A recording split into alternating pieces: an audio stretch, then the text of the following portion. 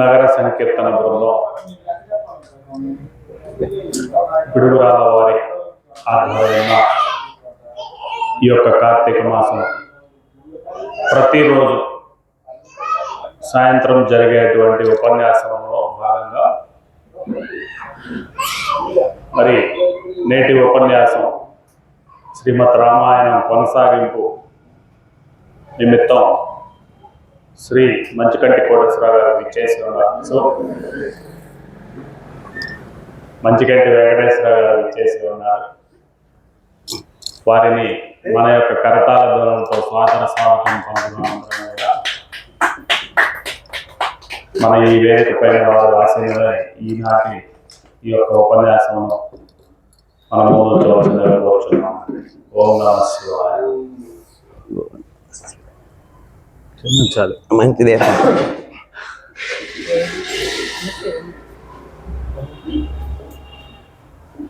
అది చేద్దాం. ఇప్పుడు తెస్తాను లేకపోతే ఇప్పుడు తప్పైంది. రేపు తీసుకోండి. అట్లా ఇప్పుడు అయిపోయింది. రేపు తీసుకొచ్చాక చేస్తే అయిపోయింది. ఎంత ఉండదు? ఎన్ని మీటర్లు తెమ్మంటారు మీకు కావాల్సిన ఇక్కడ నుంచి ఇక్కడికి వెళ్ళా? ఇదే ఉండదు. 5 మీటర్లు తెస్తే 15 అడుగులు. ఎంత అది? 10 మీటర్లు. 10 మీటర్ వచ్చేసి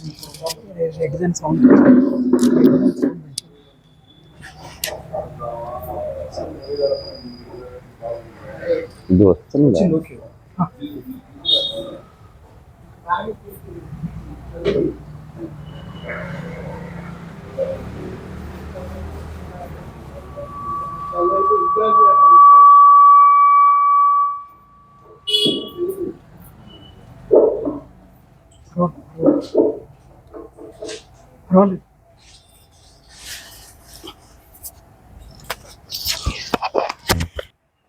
నమస్తివాభ్యాం నవయవ్వనాభ్యాం పరస్పరాశ్లిష్టవపుర్ధరాభ్యాం నగేంద్రకన్యాం వృషకేతనాభ్యాం నమో నమో శంకర పార్వతీభ్యాం.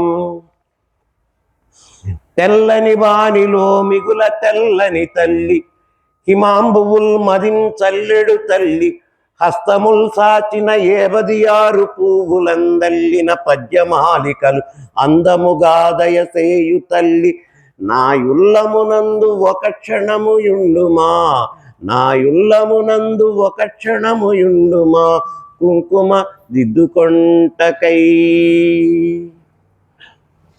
ఏ దేవి కరుణను వేదాంతులెందరో విశ్వాన నిల్పిరో వేద విద్య, ఏ దేవి కృపతోడ విబుధులు ఎందరో కావ్యాలు రచించి ఘనతకెక్కే, ఏ దేవి దయతోడ మేధావులెందరో విజ్ఞాన కనులంచు వినుతినందే, ఏ దేవి వీక్షణలెవ్వారినైనను విద్యామణులుగను తీర్చిదిద్దు. అట్టి ఆదేవి శారద అంచితముగా, అట్టి ఆదేవి శారద అంచితముగా తనదు పాదమంజీరాలు తనరుచుండా. నాదుడెందము ననయంబున దివసించి, నాదుడెందము ననయంబున దివసించి, నన్ను దీవింపవేడెద అంజలించి. మనోభిరామం నయనాభిరామం వచోభిరామం శ్రవణాభిరామం సదాభిరామం సతతాభిరామం వందే దాశరథించ రామం. పిడుగురాళ్ళ నగర సంకీర్తన భక్తులారా, మనం గత 4 రోజుల నుంచి ఈ రామాయణ పక్షోత్సవాల్లో భాగంగా ఒక 2 రోజులు బాలకాండ చెప్పుకున్నాం. నిన్న ఇవాళ అయోధ్యకాండ చెప్పుకుంటాం. తర్వాత అయోధ్య నగరం నుంచి రాములు వారు అరణ్యం వాసం చేయడానికి వెళ్తున్నారు కాబట్టి వాళ్ళ నుంచి రేపటి నుంచి వారు అరణ్యంలో ఎట్లా ఉన్నది, ఎట్లా మెలిగింది, ఏమేం జరిగింది రేపటి నుంచి చెప్పుకుంటాం. నిన్న మనం దశరథ మహారాజు తన యొక్క మాట నిలబెట్టుకోవడం కోసం కైకకిచ్చిన వరాల ప్రకారం రాముణ్ణి వనవాసాలకు పంపి భరతుణ్ణి కోసల దేశాధీశుడిని చేయడానికి నిర్ణయించిన మీదట ఇవాళ రాముడు అరణ్యాలకు బయలుదేరుతూ వస్తూ ఉన్నాడు. నిన్న మనం సుమంత్రుడు రథం తీసుకొచ్చి ఆ కోట అంతఃపురానికి దగ్గర ప్రాకారంలో ఆ బయట పెద్ద ప్రాకారం ప్రాకారం బయట చాలామంది లక్షల మంది జనం రేపు రామపట్టాభిషేకం, ఆ విశేషం చూద్దాం, ఆ ఆనందం పంచుకుందాం, అందులో మనము భాగస్వామ్యం అవుదాం, శ్రీరామచంద్రుణ్ణి రాజారాముడిగా చూద్దామని ఎంతో ఆనందపడి ఆ బయట ప్రాసాదం బయట చాలా ఆతృతగా వేచి చూస్తున్నారు. ఎప్పుడు తెల్లవారుతుందా, సూర్యవంశ ప్రదీపకుడైనటువంటి సూర్యవంశ కీర్తికి యశోప్రాయంగా నిలిచేటటువంటి సూర్యవంశ మూల పురుషుడైనటువంటి సూర్యభగవానుడు తూర్పున ఎప్పుడు ఉదయిస్తాడో, ఎప్పుడు రామపట్టాభిషేకం జరుగుతుందని ఆ బయట ఉన్నటువంటి దేశ ప్రజలందరూ ఆసక్తిగా ఎదురు చూస్తూ ఉన్నారు. కానీ మనం నిన్న చెప్పుకున్నట్టుగా ఇక్కడ కోట లోపల అంతఃపురంలో చాలా గందరగోళాలు జరిగినాయి. అవన్నీ రాత్రి చెప్పుకున్నాం. ఇక కాని పరిస్థితుల్లో రాముడు రథం ఎక్కి సుమంత్రుడు రథం తోలుతుండగా సీతామ్మవారు అందులో కూర్చుంటే రామలక్ష్మణులు ఇద్దరు కూడా చెరొక్క పక్కన విల్లులు ఇట్లా పట్టుకొని ఉంటే నిజంగా ఆ సీత అందులో కూర్చున్నటువంటి సీత ఒక లక్ష్మీదేవిలాగా ఉంటే లక్ష్మికి అటు ఇటు ఏనుగులు ఇట్లా తొండాలు ఎత్తి పట్టుకున్నట్టుగా వీళ్ళిద్దరు ఇట్లా విల్లులు పట్టుకుంటే ఆ రథం ముందుకు సాగబోతూ ఉన్నప్పుడు ఆ దశరథ మహారాజు కేకలు పెడుతున్నాడు. సుమంత్ర, ఈ కేకలు, ఈ భయంకరమైనటువంటి అరుపులు మా నాన్నగారి బాధ నేను వినలేను, రథం త్వరగా పోని అని రాముడు సుమంత్రుడిని తొందర పెడితే రథాన్ని చాలా పెద్దదిగా ఉంటాయి కోటలు, చాలా ప్రాకారాలు పెద్దదిగా ఉంటాయి. అందున అది అయోధ్య నగర ప్రాసాదం. ఆ లోపల మార్గాలు దాటించుకుంటూ అసలు ప్రధాన ద్వారం దగ్గరికి తీసుకొచ్చాడు. అందులో నుంచి రథాలు వెళ్ళగలవు, రాగలవు, చాలా విశాలంగా ఉంటుంది. అది ఎప్పుడు కూడా తలుపులు వేస్తుంటుంది. ఆ బయటే జనం అందరూ ఉన్నారు, చాలా అట్టహాసంగా ఉన్నారు. పట్టాభిషేకం కదా, వాళ్ళ ఆనందంలో వాళ్ళు తేలి ఆడుతున్నారు. ఇంకాసేపటికి అని ఆతృతగా ఎదురు చూస్తూ ఉన్నటువంటి సమయంలో ఈ వార్త ఎట్లా తెలిసిందో బయట వాళ్ళకి తెలిసింది. ఎవరో ఒకళ్ళు అక్కడ ఈ వార్త విన్నారు.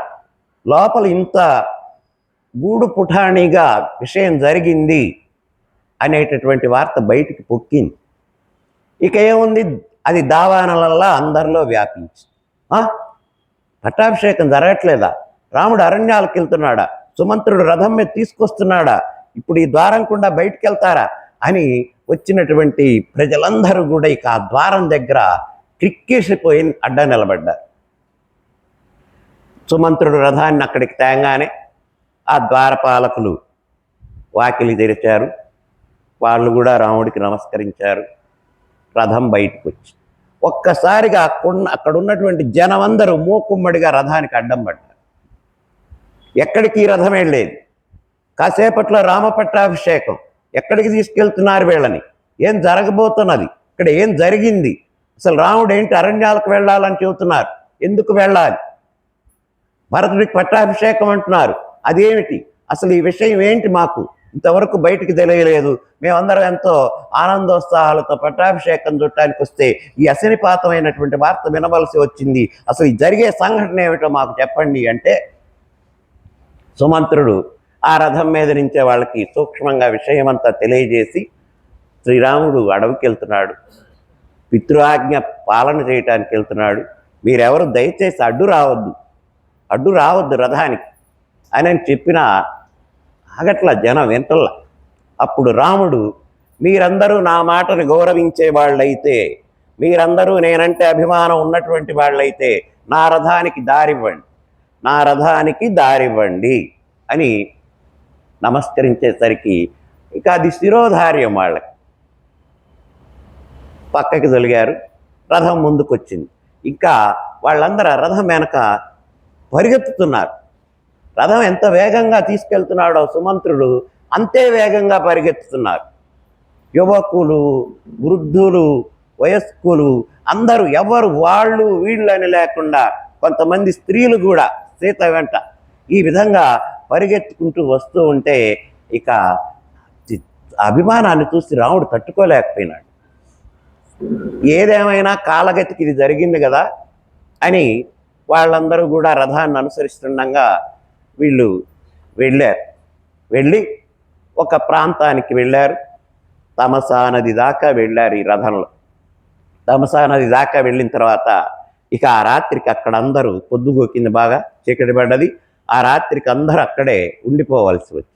అప్పుడు రాముడు మళ్ళా అన్నాడు, మీరు వెళ్ళండి అయ్యా, పొద్దుగోకింది, మీ ఇళ్ళకి వెళ్ళండి, మీ సంసారాలు చూసుకోండి, మాతోటి ఎందుకు మీరు? ఇదేదో జరగాల్సినవి కొన్ని జరుగుతుంటే మీరు వెళ్ళండి, మళ్ళా వస్తానులే నేను అని ఎంత చెప్పినా కూడా వాళ్ళు వినకుండా ఆయన వెంటనే అక్కడికి వచ్చేసరికి ఆ రాత్రి పూట వాళ్ళందరూ ఆహారం లేదేమీ లేదు, ఎవరికి అలసిపోయి ఉన్నారు, పరిగెత్తి తిండి లేదు. మాకు నువ్వు లేనిది తిండి అక్కర్లా, నీళ్ళు అక్కర్లా, ఏమి అక్కర్లేదని వచ్చినటువంటి వాళ్ళు. ఇంకా ఆ రాత్రికి అక్కడే అందరూ సమస్యలు పడుకొని పోయినారు. ఒక రాత్రి తెల్లవారుజాము సమయానికి కొంచెం దగ్గరగా రాముడు సుమంత్రుడిని పిలిచి, ఇక్కడ మనం ఉండటానికి వీల్లేదు, వీళ్ళందరూ బాగా నిద్రావస్థలో ఉన్నారు, ఇప్పుడే మనం ఇక్కడి నుంచి అవతలకు వెళ్ళిపోదాం అని చెప్పి ఆ రథాన్ని ఆ నదీ తీరంలో మళ్ళించుకొని, వాళ్ళందరూ నిద్రలో ఉన్నారు, ఎవరూ గమనించరు, మళ్ళించుకొని ఆ ఇంకో ప్రాంతం గుండా అరణ్య మార్గానికి వెళ్ళేటటువంటి దారికి రథం వచ్చింది. మంత్రి ఉన్నాడుగా అందులో వాళ్ళకి తెలుస్తాయి కదా రాజ్యంలో ఎక్కడి నుంచి ఎటు వెళ్తే ఎటు వస్తారు. తీసుకొని వచ్చారు. తీసుకొని వచ్చిన తర్వాత వీళ్ళందరూ తెల్లవారింది, సూర్యకిరణాలు వచ్చినాయి, లేచారు. రాముడేడి, లక్ష్మణుడేడి, సుమంత్రుడేడి, రథమేడి?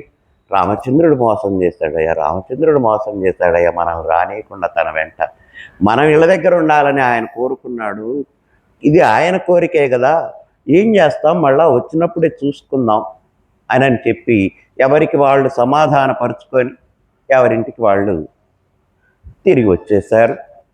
ఆ రథం ఆ తమసా నదీ తీరంలో వెళ్ళి ఇంకా అక్కడ ఒకటి గోమతి, సనందిక అనేటటువంటి చిన్న చిన్న ఉపనదులు ఉంటే వాటిని కూడా దాటించుకుంటూ వెళ్ళి ఎక్కడికి, కోసల దేశపు పొలిమేరల దాకా తీసుకుపోయినాడు. కోసల దేశం హద్దు అక్కడే,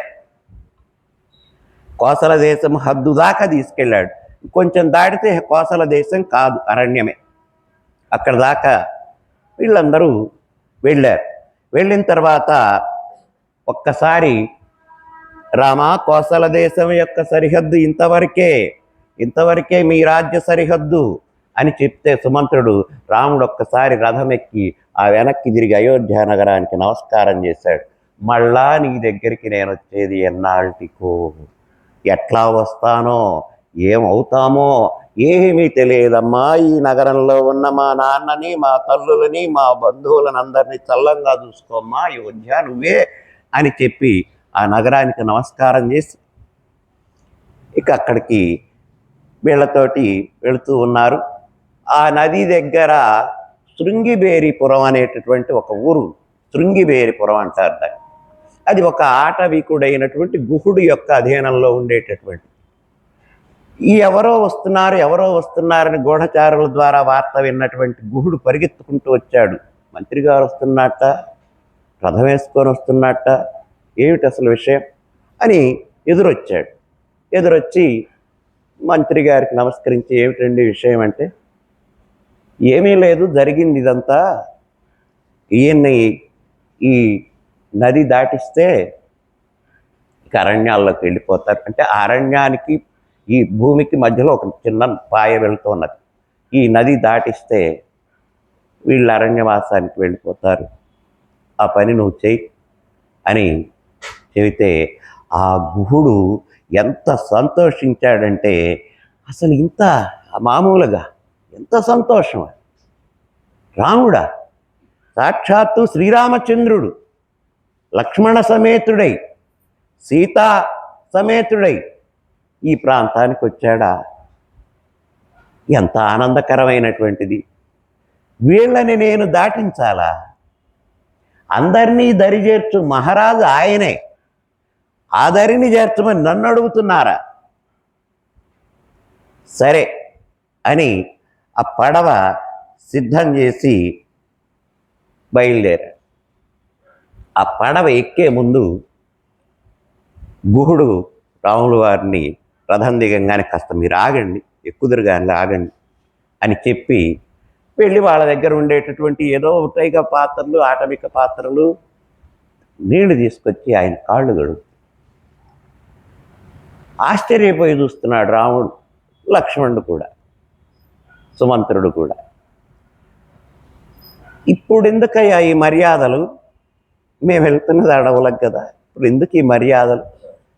ఇది మర్యాద కాదు, నా అదృష్టం, నా అదృష్టం, నాకు పట్టిన అదృష్టం.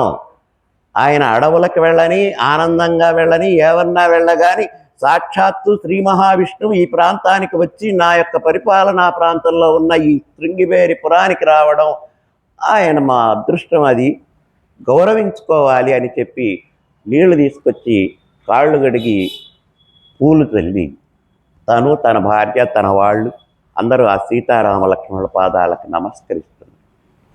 ఈ విషయాన్ని మొల్ల తన రామాయణంలో చాలా చమత్కారమైన పద్యంలో, సుడిగొని రామపాదము ధూళి సోకి రాయి ఏర్పడ ఒక కాంత అయ్యనట, పన్నుగ ఈతని పదరేణు వియ్యడబడి ఈ ఓడ ఏమగునో అని సంశయాత్ముడై కడిగే గుహుండు రామపద కంజయుగమ్ము భయమ్ము పెంపునన్, సుడిగొని రామపాదము సోకి రాయి ఏర్పడ ఒక కాంత అయ్యనట, పన్నుగ ఈతని పదరేణు వియ్యడవడ ఇది ఏమగునోయని సంశయాత్ముడై కడిగె గుహుండు రామపద కంజయుగమ్ము భయమ్ము పెంపునన్.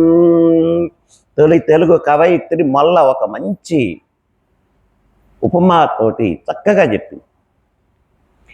ఈయన యొక్క పాదధూళి సోకి అప్పుడక్కడ ఒక రాయి స్త్రీ అయిందని విన్నాం. ఇవాళ ఇక్కడ ఈయన పాదధూళి మళ్ళా నా పడవలో పడుతుంది. ఇది రాయి అవుతుందో రత్నమే అవుతుందో, ఇది నా జీవనాధారం కనుక ఒకవేళ అక్కడ రాయి ఆడదయ్యి, ఇది ఇంకో ఆడదైతే, ఇప్పుడే ఒక ఆమె ఉంది పక్కనే, ఇది ఇంకొకటైతే నేను ఎక్కడ భరించగలను? కాబట్టి ఆ బాధ లేకుండా ఆ పాదధూళిని పోగొట్టుకుంటూ నిన్ను ఎక్కిస్తానయ్యా అని రాముడి యొక్క కాళ్ళకు ఉండేటటువంటి దుమ్ము కడిగాడని, ఆ ధూళి కడిగాడని బహు చమత్కారంగా చాలా గొప్పగా చేసింది రామాయణంలో. చక్కగా మొల్ల రామాయణం, తొలి తెలుగు కవయిత్రి చాలా చిరస్థాయిగా నిలుపుతున్నది ఆ పద్యం మాత్రం. అందుకు కాళ్ళు గడగని ఇది ఏమగునో అని సంశయాత్ముడై, ఇది ఏమవుతుందో, అక్కడ స్త్రీ అయింది ఇక్కడ స్త్రీ అవుతుందేమో అని కాళ్ళు గడిగట్ట. అప్పుడు ఆ గుహుడు అంటున్నాడు, వైకుంఠవాసుడే వచ్చుచునుండెగా నాదు పడవ మీద నదిని దాట. వైకుంఠవాసుడే సాక్షాత్తు శ్రీమన్నారాయణుడే, శ్రీ మహావిష్ణువే వస్తున్నాడుగా నా నా పడవ మీద ఈ నదిని దాటడానికి ఏ జన్మ పుణ్యమో ఈ జన్మ ఫలించి నారాయణునకైతి నావికునిగా. ఏ జన్మ పుణ్యమో ఈ జన్మలో ఫలించింది, ఎన్ని వేల జన్మాల పుణ్యం చేసుకున్నానో నేను ఈయన యొక్క పడవకి నావికునిగా కావడానికి. ఏ జన్మ పుణ్యమో ఈ జన్మ ఫలించి నారాయణునికైతి నావికునిగా. ఇందాక చెబుతూనే పాటలో రామయ్య తండ్రి ఓ రామయ్య తండ్రి మా నోములన్నీ పండినాయి రామయ్య తండ్రి మా స్వామి వంటే నువ్వేలే రామయ్య తండ్రి. సంపూర్ణ రామాయణంలో గుహుడు పాడతాడు, గొప్ప పాట. అందరినీ దరిచేర్చు మహారాజువే అద్దరినీ చేర్చమని అడుగుతుండవే, నువ్వు దాటలేక కాదులే రామయ్య తండ్రి నన్ను దయచూడగా వచ్చినావు రామయ్య తండ్రి అని కాళ్ళు కడుగుతాడు. అట్లా ఏ జన్మ పుణ్యమో ఈ జన్మ ఫలించి నారాయణునికి నేను నావికునిగా అయినానగా ధాతయే కడిగిన పాదాలు నానావజేరంగా నాకెంతో చిత్రమాయే. ఈ పాదాలని ధాత బ్రహ్మదేవుడే కడిగినటువంటి పాదాలు. సాక్షాత్తు బ్రహ్మ విష్ణు పాదాలు కడిగాడు. ఎప్పుడు బ్రహ్మ విష్ణు కుమారుడే కదా. ఆయన బలిచక్రవర్తి దగ్గర 3 అడుగుల నేల దానం తీసుకుంటున్నప్పుడు 1 అడుగుతోటి భూమి ఆక్రమించాడు, 1 అడుగుతోటి ఆకాశం ఆక్రమించాడు. బలి అడిగాడు, వామనుడు అడిగాడు 3వ అడుగు ఎక్కడా అని. ఈ సమస్త విశ్వం నా యొక్క పరిపాలనలో మీ ఇష్టం వచ్చిన చోట తీసుకోండి అన్నాడు. సరే 3వ పాదాన్ని వ్యాపింపజేశాడు త్రివిక్రముడుగా. ఇంతింతై ఉటుడింతై తానింతై నభో వీధిపైనంతై మహర్వాటిపైనంతై తోయద మండలాగ్రమణ కల్లంతై ప్రభారాశిపైనంతై మహర్వాటిపైనంతై సత్యపదోన్నక్తుండగుచు ఒటుడు తానిండే బ్రహ్మాండాంతమను సంవర్ధి అయి ఇంత ఇంత ఇంత ఇంత ఇంత ఇంత పెరిగిపోయి మొత్తం ఆక్రమించిన తర్వాత 3వ అడుగు తీసుకోవడానికి చోటు లేక ఉన్నప్పుడు ఈ పైకి పోతూ ఉన్నటువంటి అడుగు బ్రహ్మలోకాన్ని దగ్గరికి వెళ్ళి అంతకుముందే అంటాడు, నాకు 3 అడుగులు ఇస్తే బ్రహ్మకు 1 ముట్టేదా అని అంటాడు ఆయన. అంటే బ్రహ్మ యొక్క లోకం దాకా వెళ్ళగలనని.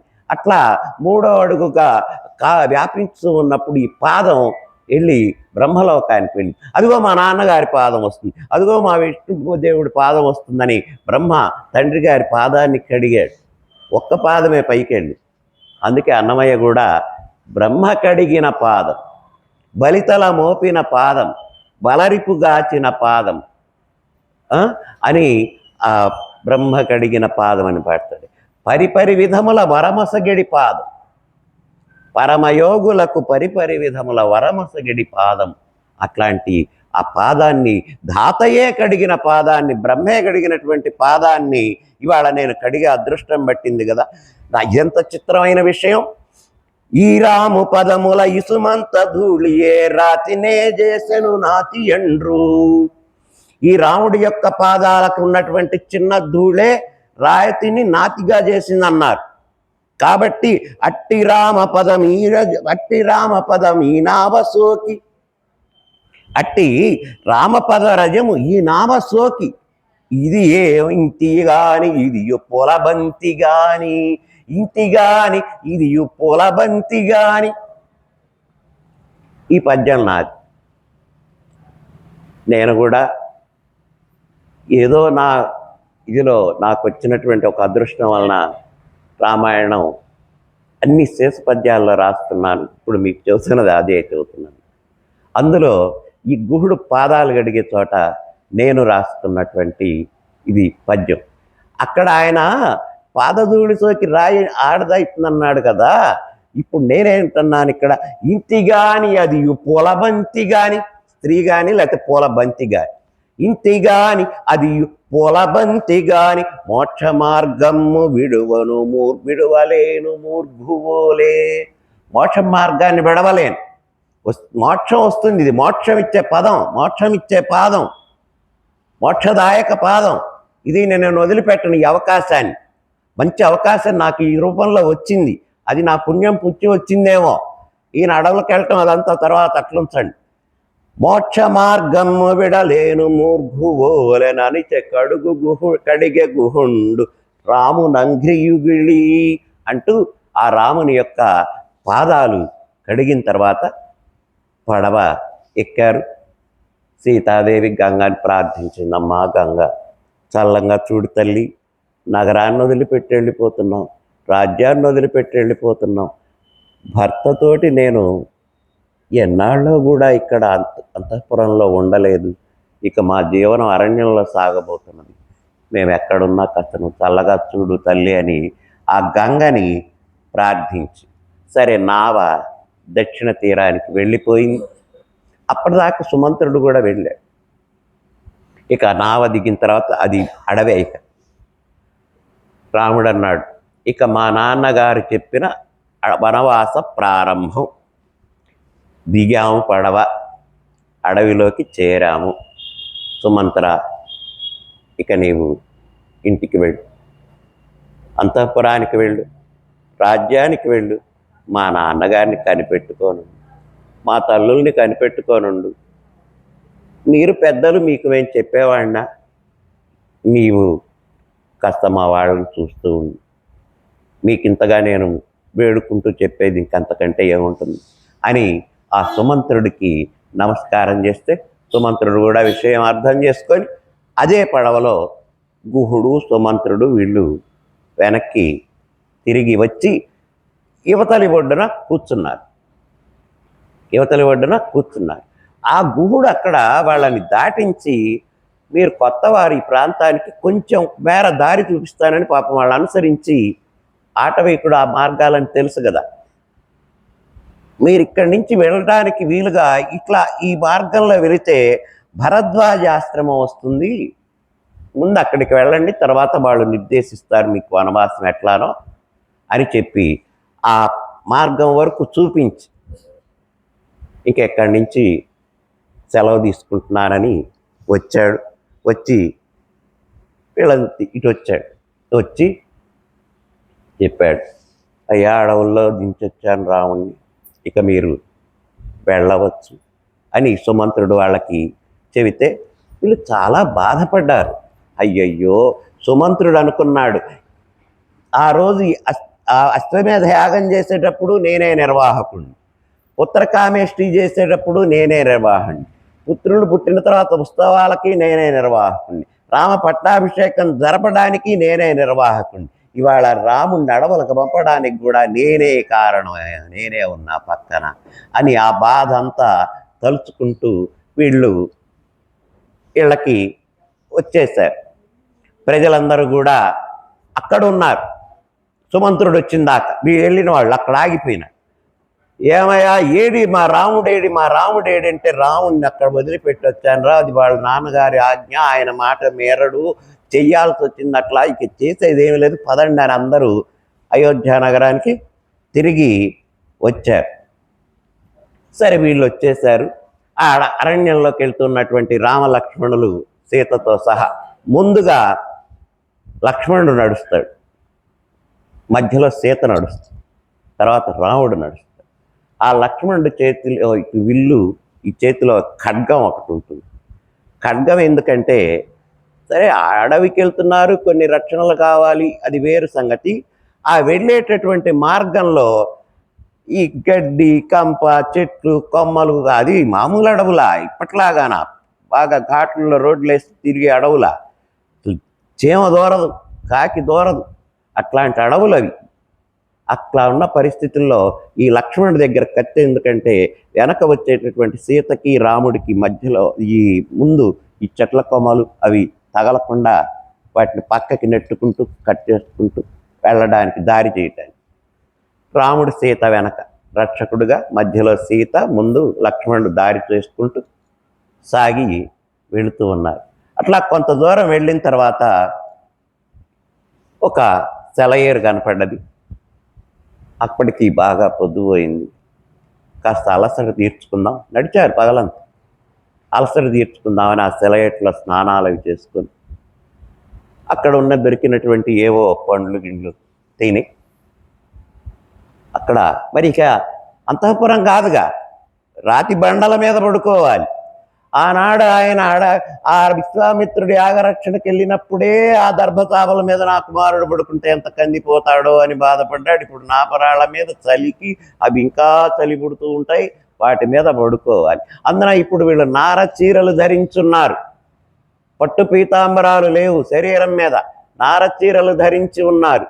ఇంకో ఒకటి, అక్కడికి వెళ్ళిన తర్వాత రాముడు ఇప్పుడు మనం వనవాసం ప్రారంభించినట్టు, వనవాసం చేసేవాళ్ళు ఈ అందమైనటువంటి కేశ సంస్కారం చేసుకోకూడదు, ఈ తలకాయలు దువ్వుకోవటం ఇవన్నీ చేసుకోకూడదు, జటావల్కలాలు ధరించాలి. ఇదిగో వల్కలాలు ఎట్లాగూ ధరించాం, జటలు కట్టాలి మన శరీరం అని లక్ష్మణుడిని పంపించి, అదిగో జిల్లేడు చెట్లు కనపడుతున్నాయి, వెళ్ళి ఆ జిల్లేడు కొమ్మలు కోసుకురాపు అని పంపిస్తే ఆయన ఆ జిల్లేడు చెట్లు కోసుకొచ్చి అవి ముక్కలు ముక్కలుగా చేసి వాటిల్లో నుంచి కారిన పాలు, అట్లానే మర్రి చెట్ల నుంచి వచ్చినటువంటి పాలు, మర్రి పాలు, ఈ పాలన్నీ కూడా చేతులకు పూసుకొని ఈ పట్టించారు తలలు. ఇక దువ్వరు, మళ్ళా రాముడు అయోధ్యకు వస్తేనే కేశ సంస్కారం.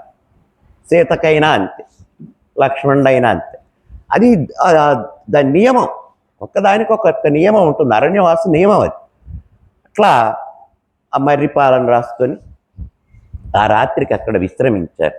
ఇట్లానే ఒక విశాలమైనటువంటి బండ ఉంటే దాని మీద సీత అటు కొంచెం దూరంగా, రామలక్ష్మణులు ఇటు పక్కగా పడుకున్నారు.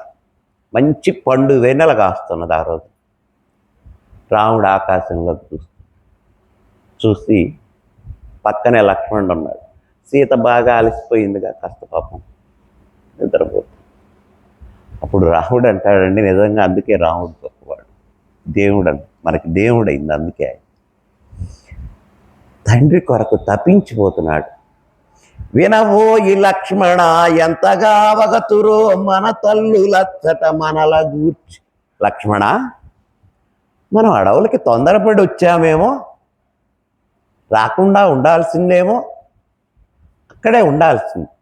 పాపం మనం తొందరపడ్డాం ఈ విషయంలో మాత్రం. వచ్చేటప్పుడు అక్కడేం మాట్లాడాల, వాళ్ళు వెళ్ళమనంగానే ఇక్కడికి వచ్చిన తర్వాత ఆలోచన కాదు, మళ్ళీ తిరిగిపోదామనేమి కాదు. బాధ, ఇంట్లో తల్లిని తండ్రిని అందరిని వదిలిపెట్టొచ్చింది బాధతో. వినబోయి లక్ష్మణ ఎంతగా వగతురో మన తల్లులచ్చట మనల గూర్చి.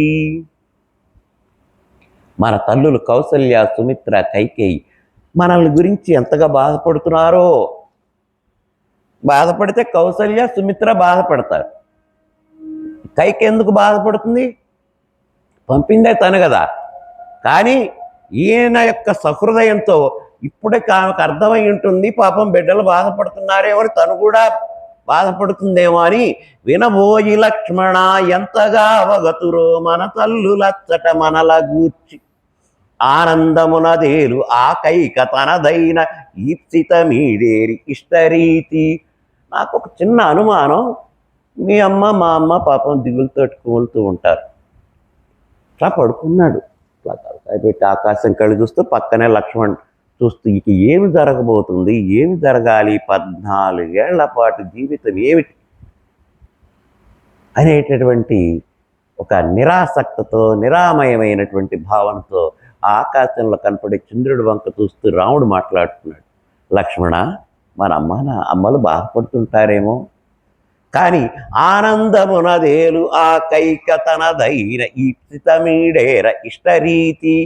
కైక మాత్రం సంతోషపడుతూ ఉంటుందిలే, మనం అడవులకు వచ్చాంగా, ఆవిడ కోరిక నెరవేరిందిగా, బాగానే ఆనందంగా ఉండుంటుంది, ఈ పూట హాయిగా ఉండుంటుంది తన అంతఃపురంలో. మా అమ్మ మీ అమ్మాయి ఎంత బాధపడుతున్నారో. తమ్ముడా భరతుడు తల్లి ఆనతి దాల్చి తండ్రినేమిటి చేయునో తలపగలమే. ఇంకో అనుమానం లక్ష్మణ, ఇంకొక అనుమానం నాకు. భరతుడు ఉన్నాడు తమ్ముడు, వాడు ఇప్పుడు మనం వచ్చేటప్పుడు లేడు, మేనమామల ఇంటికి వెళ్ళారు, భరత శత్రుఘ్నులు లేరు. ఇప్పుడు ఆ భరత శత్రుఘ్నులు వచ్చిన తర్వాత కైక కొడుకుని పిలిచి భరతుడిని, భరత నేను ఒకటి చెబుతాను విను, ఇక్కడ నీకు రాజ్యం కావడానికి ఇదంతా జరిగింది, నీకు రాజ్యం ఇప్పించటానికి. అసలు ఇప్పుడైనా నిన్ను సింహాసనం ఎక్కించరు, ఇప్పుడు ఎక్కించరు నిన్ను. ఎందుకు? రాముడు అడవులకు పోయినా ఇంకా దశరథుడు బతికే ఉన్నాడుగా, అక్కడ తండ్రి ఉన్నాడుగా, ఆయనే కూర్చుంటాడు. మామూలుగా పట్టాభిషేకమే ఆగింది, ఆయన రాజ్యం ఆయనే కదా పాలించేది, పెద్దవాడు. ఆయన సింహాసనం ఎక్కుతాడు. ఈ పినతల్లి కైక రాజ్యకాంక్ష కోసం భరతుడికి ఏమి దుర్బోధ చేస్తుందో రాముడు అడ్డు తొలగాడు, లక్ష్మణుడు అడ్డు తొలగాడు. ఈ ఉన్న ముసలి అడ్డును కూడా తొలగించి పారి అని కొడుక్కి నూరిపోస్తుందేమో, కొడుక్కి చెబుతుందేమో. ఆ మాట విని భరతుడు నాన్నగారిని ఏం చేస్తాడో లక్ష్మణ చూడండి ఎంత బాధపడుతున్నాడు. తమ్ముడా భరతుడు తల్లి ఆనతి దాల్చి తండ్రినేమిటి సేయునో తలపగలమే. ఒకవేళ భరతుడికి కూడా రాజ్యకాంక్ష కలిగి వాళ్ళమ్మ మాట విని, లేకపోతే వాళ్ళమ్మ బలవంతంగా తన మాట వినిపించుకుంటే తండ్రినేమిటి సేయు. నాన్నని ఏం చేస్తాడో ఊహించడానికే భయంకరంగా ఉందిరా, ఊహించడానికే భయంకరంగా ఉంది. నాన్నని ఏం చేస్తాడో భరతుడు ఆశపడి వాళ్ళ అమ్మ ఏం ఆంక్షపెడుతుందో అని దిగ్భ్రమతోటి, దిగులుతోటి ఇంత అసలు ఆయన దగ్గర అప్పుడు కరుణరసమే, మొత్తం బాధపడుతున్నాడు. మన తండ్రి ఇనవంశ మహారాజు తాగూడ కామపాశమునకు కట్టుబడియే. మన తండ్రి దశరథ మహారాజు కూడా ఇనవంశపు రాజు అయినప్పటికీ కామపాశమునకు కట్టుబడియే. ఏం చెబుతాం, ఎంత నేర్చినా ఎంత చూసినా ఎంత వారలైన కాంతదాసులే అన్న విషయం మన నాన్న విషయంలో కూడా నిజమే అయిందేమో. అది నిజమైందేమో మన నాన్న దగ్గర కూడా. ఆవిడ మీద ఉండే ప్రేమతోటి అట్లా చేయవలసి వచ్చిందేమో ఆయన. ఒక విధంగా ఆ స్త్రీ వ్యామోహానికి ఈయన కూడా లొంగిపోయినాడేమో. ఇన్ని పరిపరి విధాల పోతున్నది ఆయన మనసు. మన తండ్రి ఇనవంశ మహారాజు తాగూడ కామపాశమునకు కట్టుబడియే. మన తండ్రి ఇనవంశ మహారాజు కూడా కామపాశానికి కట్టుబడ్డాడు. ఎవ్వరూ అతీతులు కారు. ఆయన కూడా కామపాశానికి కట్టుబడ్డాడు. ఎంత వారలైన కాంతదాసులనడి అంటారు కదా త్యాగరాజు, ఎంత నేర్చినా ఎంత చూసినా ఎంత వారలైన కాంతదాసు అన్నట్టుగా ఇంత గొప్పవాడైన మన నాన్న కూడా కాంతదాసులడి. నిజమే ఇతట కూడా రుజువు అయ్యే. ఆ నిజం మన నాన్న విషయంలో కూడా రుజువైంది. మన సూర్యవంశంలో కూడా ఆ నిజాన్ని రుజువు చేసిన మహానుభావుడుగా మన తండ్రి కీర్తి గడించాడు. కోపమా, ఆవేదన, బాధ, ఆవేశమా, విచారమా, ఏదని ఇప్పుడు ఆయన మనసులో ఉన్న ఇట్లా మాట్లాడిస్తాను. ఇవన్నీ తన యొక్క మనస్సుని ఒక్కసారి ఆవరించినప్పటికీ కూడా స్థిర నిశ్చయాన్ని మాత్రం వదలడు. తర్వాత రాజు దశరథుండు రాము నడబికంపి. మన రాజుగారు, మన తండ్రి గారు, మన దశరథ మహారాజు గారు రాము నడబికంపి నన్ను అడవులకు పంపాడు. నాతో పాటు నువ్వు వచ్చావు. ఇక్కడ ప్రధానం నేను అడవికి వెళ్ళను, నన్ను అనుసరించి నువ్వు వచ్చావు. మన ఇద్దరిని ఆయన నిన్ను నేపాళ్ళు పంపలా, నువ్వు వచ్చావు నా కోసం. రావాల్సిన నేను నియమం ప్రకారం పితృరాజ్ఞ వచ్చాను. సరే బాగుంది. రాజు దశరథుండు రాము నడవికి నంపి. ఆ దశరథ మహారాజు రాముణ్ణి నన్ను అడవికి పంపి పాపమందునేమో పలుకజాల. ఒరే, మన నాన్నగారికి పాపం వస్తుందేమో, మన నాన్నకి ఏమన్నా పాపం వస్తుందేమో, తండ్రికి పాపం వస్తుందేమో అని అడవులుగా పంపిన తండ్రి గురించి ఆలోచించి బాధపడుతున్నటువంటి గొప్పవాడు రామచంద్రుడు. రామాయణం ఆదర్శమైంది. రాముడు ఆదర్శ పురుషుడు. భారతీయులకే కాదు ఈ జాతికే ఆదర్శనీయుడు అని చెప్పుకోవాలంటే ఇవే కారణాలు. అంటే ఈ జరిగినటువంటి అన్యాయం కానీ ఏదైనా కానీ మన నాన్నకి ఏమైనా పాపం తెప్పిస్తుందేమో, బాధపడతాడేమో నాన్న, తండ్రి బాధపడతాడేమో నా ప్రవర్తన వలన అని ఏ బిడ్డ అయినా ఆలోచిస్తున్నది. ఇవాళ ఎవరైనా సమాజంలో చూడండి, మరీ విచ్చల విడైపోయింది 10-15 ఏళ్ళని. ఎవరిని ఏమీ అనేది లేదు, ఎవరిని శాసించే హక్కు ఎవరికీ లేదు. తండ్రికి కానీ, తల్లికి కానీ, గురువుకి కానీ ఎవరిని మరి మన చిన్నతనంలో గురువుల్ని గౌరవించాం, గురువులంటే భయపడ్డాం. పాఠశాలల్లో చదివినా, కళాశాలల్లో చదివినా గురువులంటే ఒక విధమైన కాదు, ఒక విధిగా గౌరవభావం చూపించాం. తల్లి తండ్రి అంటే ఒక గౌరవం చూపించాం. ఏదైనా కాస్త తప్పు పని చేయాలంటే నాన్న కొడతాడేమో, అమ్మ తిడుతుందేమో, ఆడుకునేటప్పుడు కూడా పొదుగు కింద అబ్బాయి నేను వెళ్ళాలి, మా అమ్మ అరుస్తుంది, మా నాన్న కొడతాడు అనే మాట వినపడేది. ఇవాళ అది ఎక్కడ వినపడుతున్నది? వీడు వెళ్ళడమే పొదుగుకి బజారుకి వెళ్తాడు. ఎక్కడ తిరుగుతాడో, ఎక్కడ ఉంటాడో, ఏం చేస్తాడో, ఎప్పుడు ఏం పనులు చేస్తున్నారో తెలియదు. మరీ మొదలష్టం ఈ సెల్ ఫోన్లు వచ్చిన తర్వాత. ఇంట్లో ఉన్నా దాంట్లో వాడు ఏం చేస్తున్నాడు, బయటికి వెళ్ళిన తర్వాత దాంట్లో ఏం చేస్తున్నాడు. ఇంత ఒక చెప్పలేనటువంటి దుస్థితిలోకి వెళ్ళిపోయినటువంటి సమాజ ప్రస్తుతం ఉన్న పరిస్థితులలో ప్రతి దానికి, ప్రతి చిన్నదానికి కావేశాలు పెంచుకుంటున్నటువంటి ఈ సమాజంలో ఎవరి పిల్లల్ని ఎవరు కట్టడి చేయలేకపోతూ ఉన్నటువంటి సమయంలో నిజంగా ఇట్లాంటి చెప్పించాలి, పిల్లలు వినిపించాలి. మరి వెనకటి వాళ్ళకి ఎవరు చెప్పారండి? ఎవరైనా చెప్పారా? కూర్చోబెట్టి ఏదో చదువు చెప్పారు, అక్షరాలు చెప్పారు. మాతృదేవో భవ, పితృదేవో భవ, ఆచార్య దేవో భవ అని ఎవరు చెప్పారు? ఆ చదువుకున్నది, వంట పట్టింది, వాళ్ళు చెప్పిన అర్థం చేసుకున్నాం. చిన్నప్పుడు తల్లి తండ్రిని సంతోషపెట్టాం. అదే ఒక మాట అంటారు, ఒక పుత్రుణ్ణి ఎట్లా పెంచాలి? లాలయేత్ పంచవర్షాన్ని, 5 సంవత్సరాల వరకు లాలించాలి, చాలా లాలించి పెంచుకోవాలి అతిగారాభం. 10 వర్షాన్ని తాడయేత్, 5 తర్వాత 10 ఏళ్ళు అంటే 15 ఏళ్ల దాకా తాడయేత్. అవసరమైతే దండించి కొట్టి దారిలో పెట్టాలి, చెడిపోయే టైం అది. 10 వర్షాన్ని తాడయేత్, షోడశే వర్షే ప్రాప్తేతు పుత్ర మిత్రవదాత్. 16 ఏళ్ళు వచ్చిన తర్వాత పుత్రుణ్ణి కూడా మిత్రుడుగానే భావించి ఇంట్లో కష్టాలు సుఖాలు వాడికి కూడా చెప్పాలి. ఎందుకంటే 16 ఏళ్ల తర్వాత కొంచెం వాడికి కూడా ఆలోచన శక్తి పెరుగుతుంది. నా ఇల్లు, నా కుటుంబం, నా బాధ, మా ఇంట్లో బాధ, మా ఇంట్లో ఇబ్బంది. ఇవాళ లాలయ 16 కాదు 30 వచ్చినా లాలయేత్తే, దండించేది లేదు, మాట అనేది లేదు.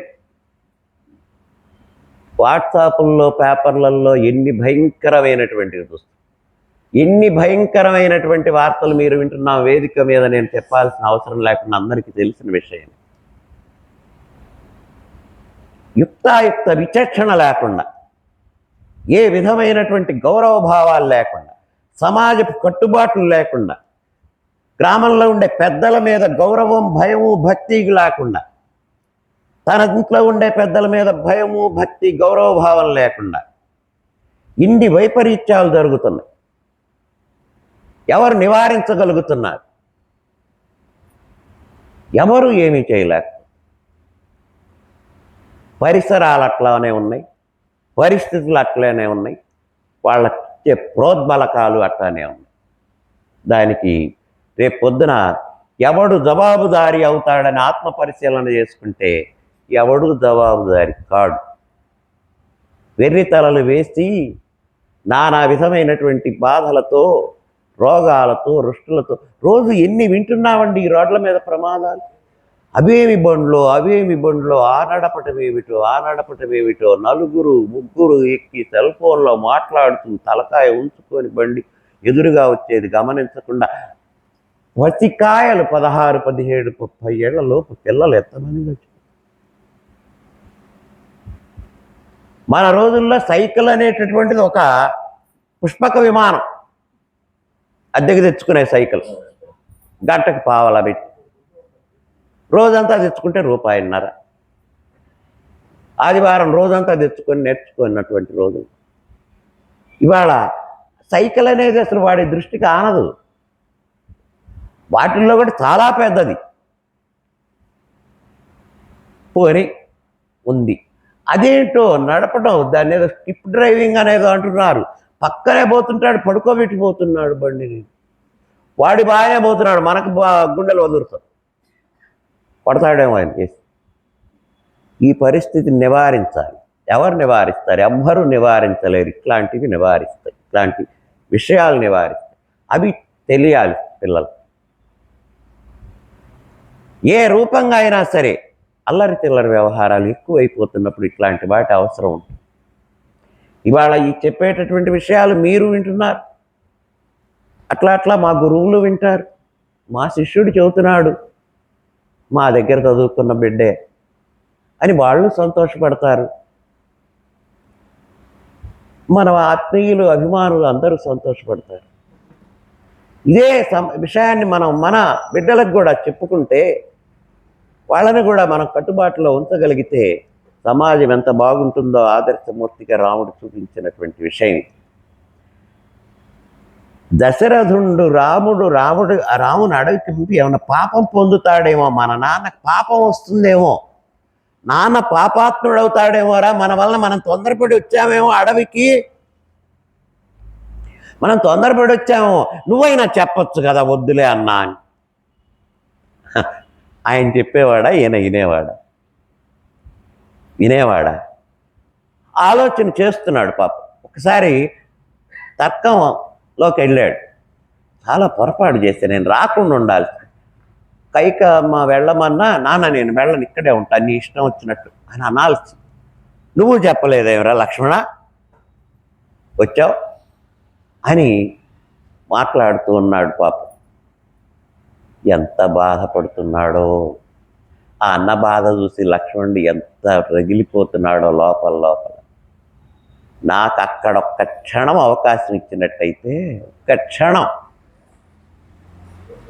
సీన్ మొత్తం మార్చేవాడినిగా నా ఆవేశంతో. కానీ అది జరగదు కదా. అక్కడ పెద్దవాడు దశరథుడుండే, రాముడుండే, ఇంతమంది మంత్రులుండే, అంత ఉండేది. ఏమిటోలే అయిపోయింది అని ఆ వెన్నెలను చూస్తూ అట్లా నిర్వేదంలో, నిరుత్సాహంలో, నిరాసక్తతో, ఒక నిస్సత్తువతో ఆలోచన చేస్తూ ఉన్నారు. ఇక వాళ్ళు అట్లా అడవిలో ముందుకు వెళుతున్నారు. ఈ సుమంత్రుడు అంతఃపురానికి వచ్చేశాడు. దశరథుడు ఎదురు చూస్తున్నాడు సుమంత్రుడి కోసం. ఒకవేళ రాముడు మనసు మార్చి సుమంత్రుడు తెస్తాడేమో మళ్ళా, లేకపోతే కొంత దూరం వెళ్ళిన తర్వాత మేము అడవులకి వెళ్ళాం, అడవులు అమ్మదు, ఎంత పెద్ద అడవులు, ఎంత భయంకరంగా ఉన్నాయి, పాములు ఉంటాయి సీత వెళ్దాం ఇంటికి.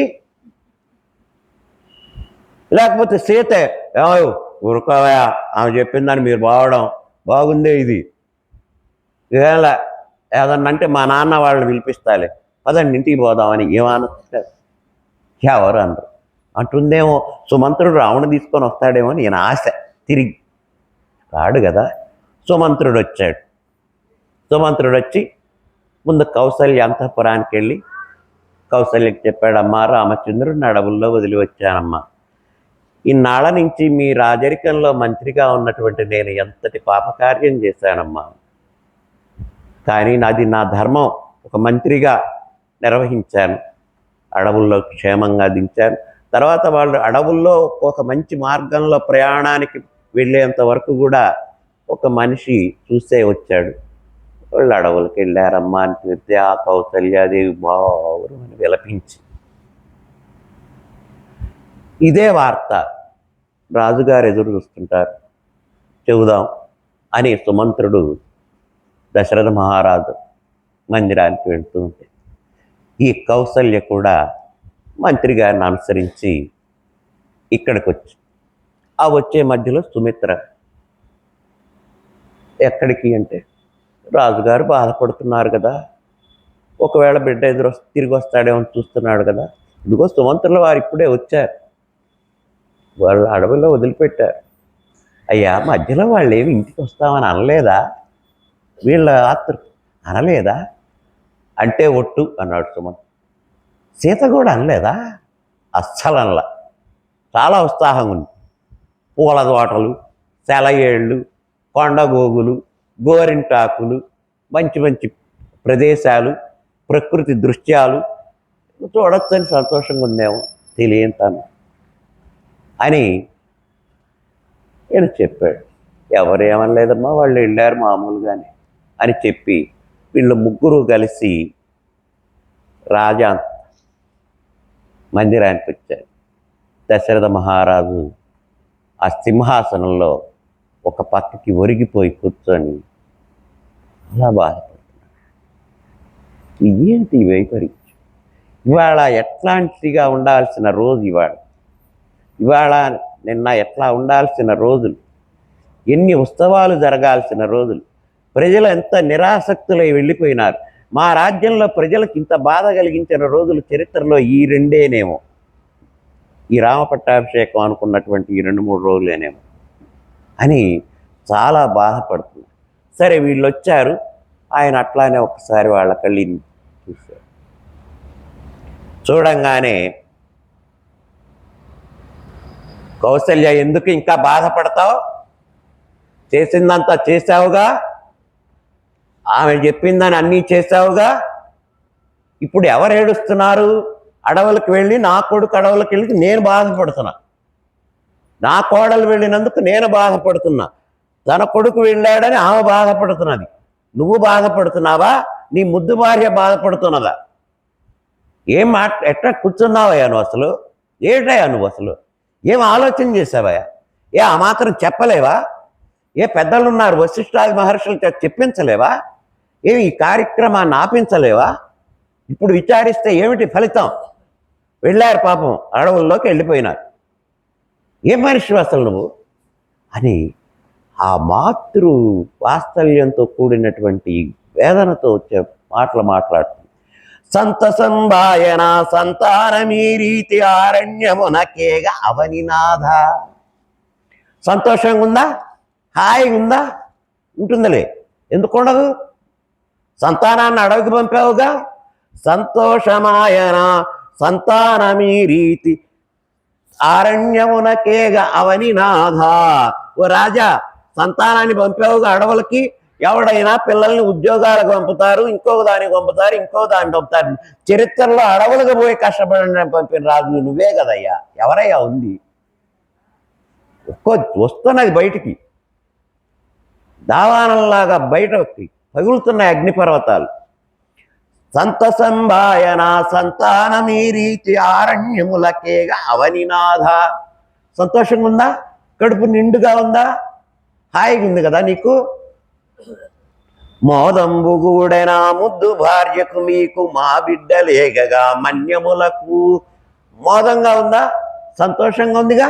హాయిగా ఉంటుంది, బాగుంటుంది. మా బిడ్డల ఏకంగా మన్యాలు, మా బిడ్డలుగా అరణ్యాలకు పోయింది. మీకేమైంది? భరతుడు కొడుకు పోలా, నీ ముద్దు భార్య పోలా, నీ ముద్దు భార్య కోడలు పోలా, నీ ముద్దు భార్య అంతా బాగుంది. నీకు ఆవిడ బాగుంటాం, సంతోషం, ఆనందం, చాలా చక్కగా ఉందా? మోదంబుగూడెనా ముద్దు భార్యకు మీకు మా బిడ్డలేగగా మన్యములకు. మా బిడ్డలు అడవులకు పోతే మీకు చాలా సంతోషంగా ఉందా? ఇక ఏలుకోండి, ఈ మహాసామ్రాజ్యం మొత్తం మీరే ఏలుకోండి. ఏలుకోండి మీ ఇష్టం వచ్చినట్టు, మీ ఇష్టం వచ్చినట్టు శాసనం చేసుకోండి, మీ ఇష్టం వచ్చినట్టు రాజ్యాంగాలు సవరించుకోండి. ఇక మిమ్మల్ని అడ్డు పెట్టేవాడు లేడు, మిమ్మల్ని అనేవాడు లేడు, ఇష్టం వచ్చినట్టు చేసుకోండి అని ఏనాడు ఎదురు తిరగనటువంటి కౌసల్య ఆయన అంటున్నది దశరథుని. ఏ రాజధర్మము ఇవిదివ చేయించే. ఏ రాజధర్మంలో ఇట్లా ఉంది? మంత్రి గారు ఉన్నారు, అడగండి. రాజధర్మాలు తెలిసిన ఆయన. మీరు రాజులేగా, మీ పూర్వీకులందరూ రాజులేగా, ఏమన్నా మామూలు వాళ్ళ? హరిశ్చంద్ర నలోరాజా సగరహ కార్తవీర్యస్థేతి, హరిశ్చంద్ర నలోరాజా పురుకుస్తో పురూరవ సగరహ కార్తవీర్యస్థేతి షడైతే చక్రవర్తిన. అట్లాంటి మహా చక్రవర్తులందరూ మీ తాత ముత్తాతలేగా. మీ రాజ్యరికంలో ఎవరెవరు ఏం పరిపాలించారో చరిత్ర రాసి పెట్టారుగా, గ్రంథాలు ఉన్నాయిగా, చూసారా? ఏమన్నా ఇట్లాంటి ధర్మం ఉందా ఎక్కడన్నా? ఏ రాజధర్మం ఇట్లా చెప్పింది? ఎవరు చేయమన్నారు ఇట్లా? గతంలో మీ వాళ్ళు ఎవరైనా చేశారా? చాలా గొప్ప కార్యాలు చేశారు. నిన్ననే చెప్పుకున్నాం భగీరథుడి గురించి. వాళ్ళకు ఎంత గొప్ప పనులు చేశారు. ఎవరన్నా ఇట్లా చేసినట్టుందా? ఏ రాజధర్మంలో ఉందా? రాజనీతి శాస్త్రాలని తిరగేస్తారుగా మీరందరూ. ఇంతమంది 8 మంది మంత్రులు పెట్టుకొని పరిపాలన సాగిస్తున్నా, నీకు తెలియదా? వాళ్ళకి తెలియదా? వాళ్ళ సలహా అడిగావా? ఏ రాజధర్మము ఇవిదివ చేయించ కన్న బిడ్డల నంపు కాన కన్న బిడ్డల్ని కానలకు పంపుతావా? అడవులకు పంపిస్తావా? నీకేమి భరత శత్రుఘ్నులు ఉన్నారు, సంతోషంగా ఉంటావు, వాళ్ళిద్దరిని చెరవ పక్కన కూర్చోబెట్టుకో. మా బిడ్డ తన బిడ్డ అడవులకు వెళ్ళారు. ఎక్కడి నుంచో పాపం నమ్ముకొని వచ్చింది నా బిడ్డ రామచంద్రుడిని. ఎంత అందగత్తె, ఎంత మంచి పిల్ల, ఎంత బాగుండేది. వచ్చిన తర్వాత ఎంత ఆనందంగా ఉన్నది అంతఃపురం. నలుగురు వచ్చారు, ఎంత చక్కగా ఉన్నారు. అందులో ఆ సీతని అడవులకు పంపారు నా కోడలు. అసలు నా కోడలతో ఇంతవరకు నేను ఈ 6 నెలల్లో ఏమైనా మాట్లాడగలిగాను? వేడుకలే సరిపోయాయి. ఇట్లాంటి సీతారాములను అడవులకు పంపావే, ఏ రాజధర్మము ఈ విధి వహించి? ముందు నాకు అది చెప్పు, తర్వాత మిగతా విషయాలు మాట్లాడుకుందాం. ఏ రాజధర్మం చెప్పింది ఇట్లా? కన్నబిడ్డల నంపు కానకనుచు. కన్నబిడ్డలను అడవులకు పంపమని ఏ రాజధర్మంలో ఉందా? ఏ శాస్త్రంలో రాశారా? ఏ వేదంలో అన్న చెప్పారా? వాడిని యోగ్యుడిగా తయారు చేయవయా అని చెప్పారు. ఈ విధంగా అడవులకు పంపి ఎందుకు పనికిరాని వాడిగా అయోగ్యుడిగా చేస్తా అని వీళ్ళు అనుకుంటున్నారు, కానీ చాలా యోగ్యుడవుతారు అని మీరు వాళ్ళు అనుకుంటున్నారు. ఇట్లా చేస్తారు ఎవరన్నా? చెప్పండి. ఆరాణి కౌసల్య ఆ సుమంత్రుండిటు తను నెగ్గునాడలా దశరథుండు. ఆ రాణి కౌసల్య ఇట్లా మాట్లాడుతున్నాడు. సుమంత్రుడు కూడా ఆమెను కాస్త అనుసరిస్తున్నాడు. ఎందుకు? సుమంత్రుడికి పెద్ద బాధగా ఉంది. ఎందుకంటే ఎప్పటి నుంచో వాళ్ళ దగ్గర ఉన్న మంత్రి, ప్రధానమంత్రిలాగా ఆయనే, మిగతా వాళ్ళందరూ ఆయన తర్వాతే. దీన్ని ఈ రాజవంశాలు బిడ్డల్ని ఎంత పోషించుకుంటూ పెంచుకుంటూ తీసుకొచ్చాం మేము. ఈ రాజ్యాన్ని ఎంత చక్కగా నిలబెట్టుకుంటూ వచ్చాం మా ఆలోచన విధానాలతోటి.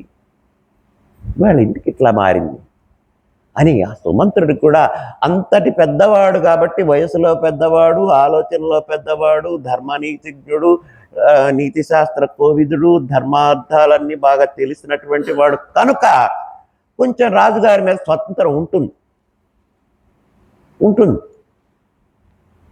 ఆ స్వతంత్రత లేకపోతే, అంటే స్వతంత్రత ఉంది కదా అని ఎప్పుడు రాజు భుజాలే కాడడు మంత్రి. అవసరం వచ్చినప్పుడు కొంచెం స్వతంత్రం తీసుకుంటాడు. ఆ స్వతంత్రతతోటి ఆరాణి కౌసల్య ఆసుమంత్రుడిటు తను నెగ్గులాడనా దశరథుడు. ఒకటే అంటున్నారు దశరథుడిని. ఏమి కర్మమిటుల ఏమార్చతనంచు. అయ్యో అయ్యో అయ్యో అయ్యో, ఏమి కర్మం ఇట్లా ఏమార్చిందని అన్ని వాడు. ఇంత మాటలు ఏనాడు మాట్లాడని కౌసల్య, ఈ సుమంత్రుడు ఇట్లా అంటున్నారంటే, ఏమి కర్మమిటుల ఏమార్చే తననంచు. ఏ కర్మం ఇట్లా నన్ను ఇట్లా పాడి చేసింది, నన్ను ఇట్లా చేసింది. మారు పల్కబోవ మాటలుడిగి. ఏమన్నా మాట్లాడదామా, చెబుదామా వీళ్ళకి ఏదన్నా సమాధానం? ఆయన దగ్గర ఏమీ లేదు, నిరుత్తరుడైపోయినాడు. ఏ సమాధానము చెప్పలేడు. చేసిన పని స్పష్టంగా కనపడుతున్నది. దాని ముందు వెనక అనేది వీళ్ళకి తెలుసో తెలియదో కానీ చేసిన పని స్పష్టంగా తెలుస్తున్నది. దశరథుడికి తెలిసి ఉండొచ్చు దాని ముందు వెనుకలు ఏమిటి, కానీ లోకానికంతటికీ కనపడుతున్నదిగా ప్రత్యక్షంగా జరిగిన సంఘటన అంతా. మారు పల్కబోవ మాటలుడిగి. మళ్ళా మాట్లాడటానికి మాటలు నోట రాక, మౌని శాపవాక్కు మరి మరి బాధింప.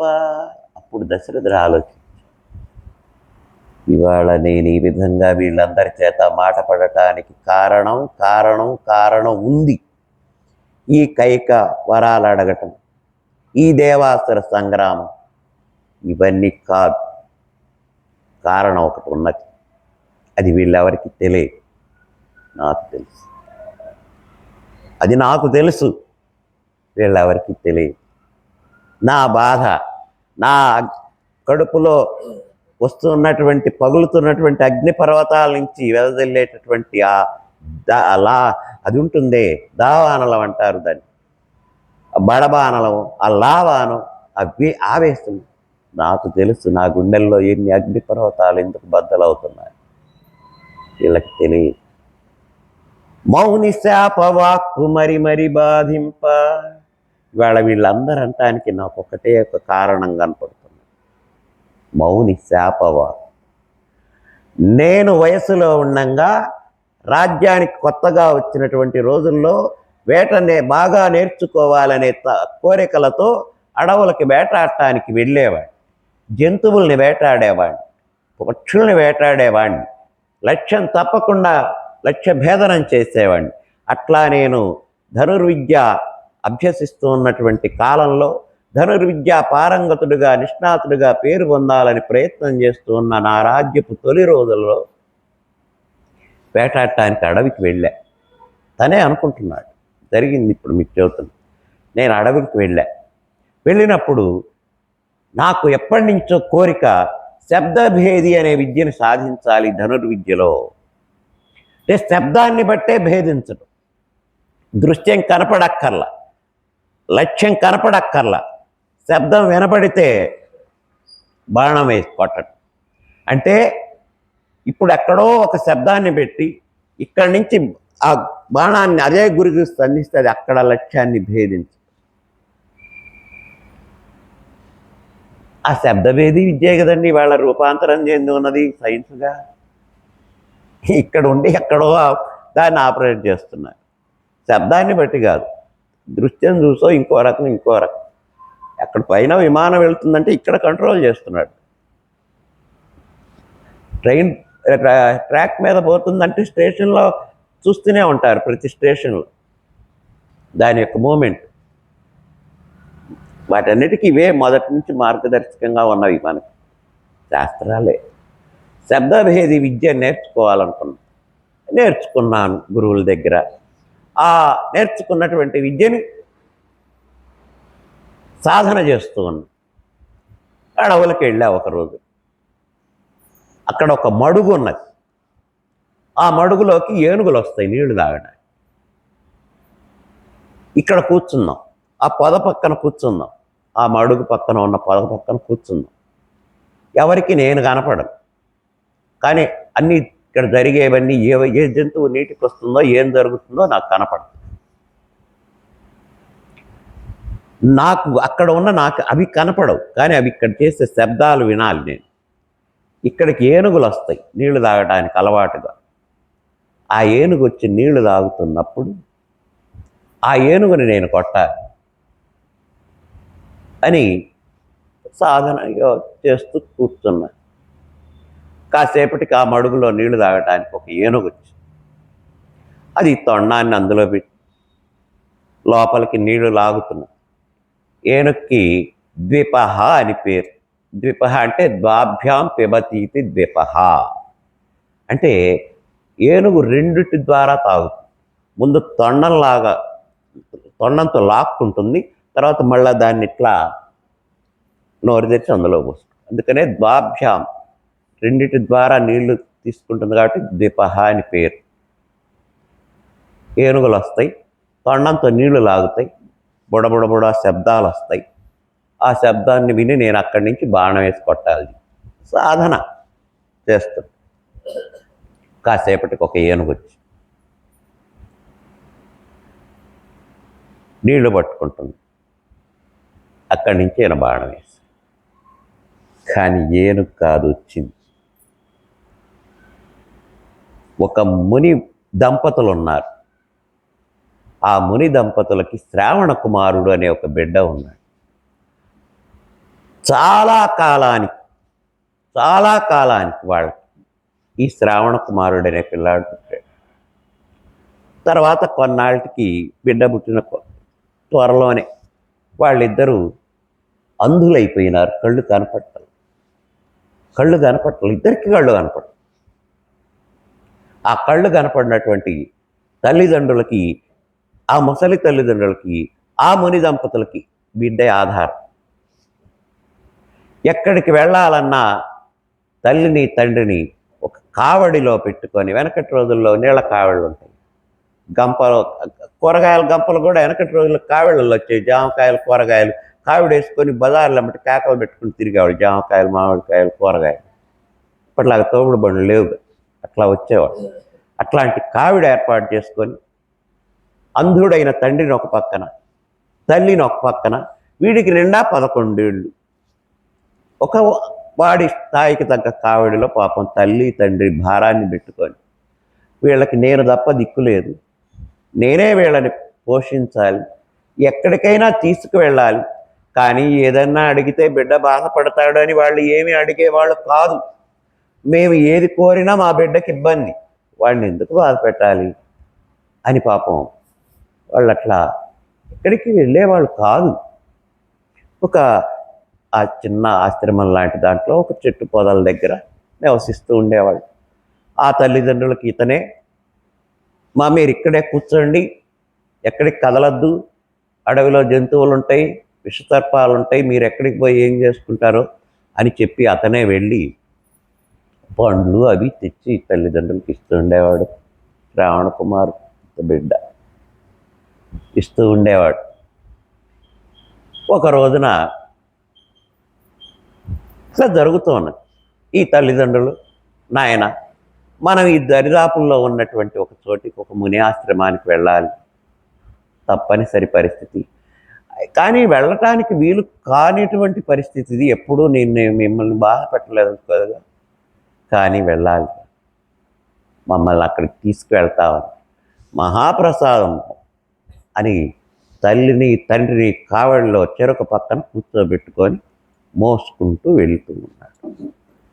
కొంత దూరం వచ్చిన తర్వాత ఆ అమ్మా నాన్న, నాయన శ్రావణ, దాహం అవుతున్నది నాయన, దాహం అవుతున్నదయ్యా, దాహం అవుతున్నదా అని ఆ కావిడిని అక్కడ దింపి చెట్టు కింద, మీరిద్దరు కదలవాకండి, భయంకరంగా ఉన్నది అడవి, ఇక్కడే కూర్చోండి, నేను వెళ్ళి మీకు మంచినీళ్ళు తీసుకొస్తా, ఈ పరిసరాల్లో ఏదన్నా సరస్సు ఉందేమో చూసి మంచినీళ్ళు తీసుకొస్తా, మీరు ఇక్కడే కూర్చోండి, కదలద్దు, అసలు కదలకుండా కూర్చోండి, వాళ్ళు మారుపడిపోతారు, అసలు కనపడదు మీకు ముందు, అసలు కూర్చోండి అని చెప్పి ఉంటుందిగా నీళ్లు పట్టుకొచ్చేది, అది బుర్రకాయ లాంటిది, వెనక బుర్రకాయలు ఉంటాయి, మట్టి పొలాలకు వెళ్ళేవాళ్ళు, దానికి ఒక చెక్క పిడి కూడా ఏర్పాటు చేస్తారు, మోత, అది దానికి గట్టే ఉంటుంది, పొలాలు వెళ్ళేటప్పుడు పట్టుకెళ్ళేవాడు. దాని పొద్దున్న దాని నిండా నీళ్లు పోసి అది బిరడా బిగించుకొని వెళ్తే సాయంత్రం దాకా చల్లగా ఉండేది, ఆ పొలం గాలికి ఇంకా చల్లబడి లోపల. ఆ మూటలో కట్టిన అన్నం ఉన్న ఆ బుర్రకాయ నీళ్లు గట్టు మీద పెట్టుకొని తింటుంటే అసలు పొలం మీద బాగా ఆకలి అవుతుందని అంటారు, ఏంటో మరి ఆ గాలి. ఇంట్లో కంటే పొలం మీద ఆకలి ఎక్కువ, బాగా తింటారని కూడా అంటారు. ఆ కొత్తిమీర గోంగూర వేసి నూరినటువంటి పచ్చళ్ళతోటి ఆ మూట ఇప్పుకొని ఆకుల్లో పెట్టిన అన్నం తింటూ ఆ నీళ్లు తాగుతూ ఆ పొలాలతో చేసినవాడు. అట్లా బుర్రకాయ తీసుకొని వెళ్ళాడు, చుట్టూ చూసుకుంటూ వెళ్ళాడు. ఈ మడుగే కనపడ్డది. ఆ మడుగు ఒడ్డున పొదపాడున రాజుగారు ఉన్నాడు, దశరథ మహారాజు కోసలాధీశుడు ఉన్నాడు, ఏది శబ్దభేది విద్యా సాధకుడు ఉన్నాడు. వెళ్ళి ఆ బుర్రకాయని అట్లా నీటిలో ఉంచాడు. ఆ నీళ్లు పట్టేటప్పుడు చెరువుల్లో అది బుడ బుడ బుడ బుడ బుడ బుడ శబ్దం వచ్చిందిరా శబ్దం, ఏనుగు వచ్చింది అనుకున్నాడు దశరథ మహారాజు. ఆ శబ్దాన్ని కరెక్ట్గా గురి చూసేస్తాడు, శబ్దభేది ప్రయోగించాడు. ఆ బాణం వచ్చి పిల్లవాడి డొక్కల్లో గుచ్చుకుంది, అమ్మా అంటూ పడిపోయినాడు.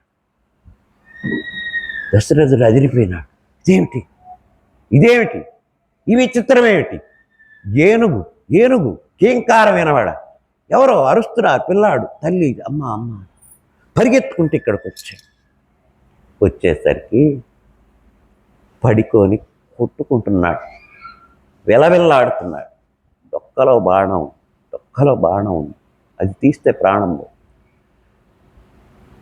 వస్తే దగ్గరకు వచ్చాడు. ఎవరు నాయనా నువ్వు, ఏమిటి ముని బాలకుల్లాగా ఉన్నావు, ఎవరు నువ్వు?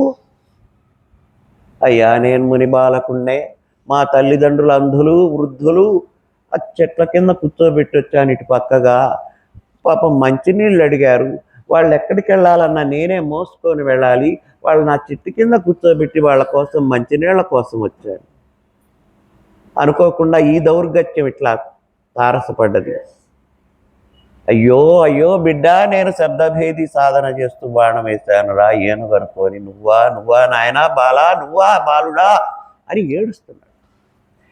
ఏడిచి ఏం ప్రయోజనం అయ్యా? అక్కడ మా తల్లి, నా ప్రాణం పోతున్నది, మా తల్లిదండ్రులు దాహంతో అల్లాడుతున్నారు. ఇదిగో ఈ నీళ్లు తీసుకొని వెళ్ళి మా తల్లిదండ్రులకు ఇచ్చి ముందు వాళ్ళు దాహం తీరిన తర్వాత నేను చనిపోయినానని చెప్పు.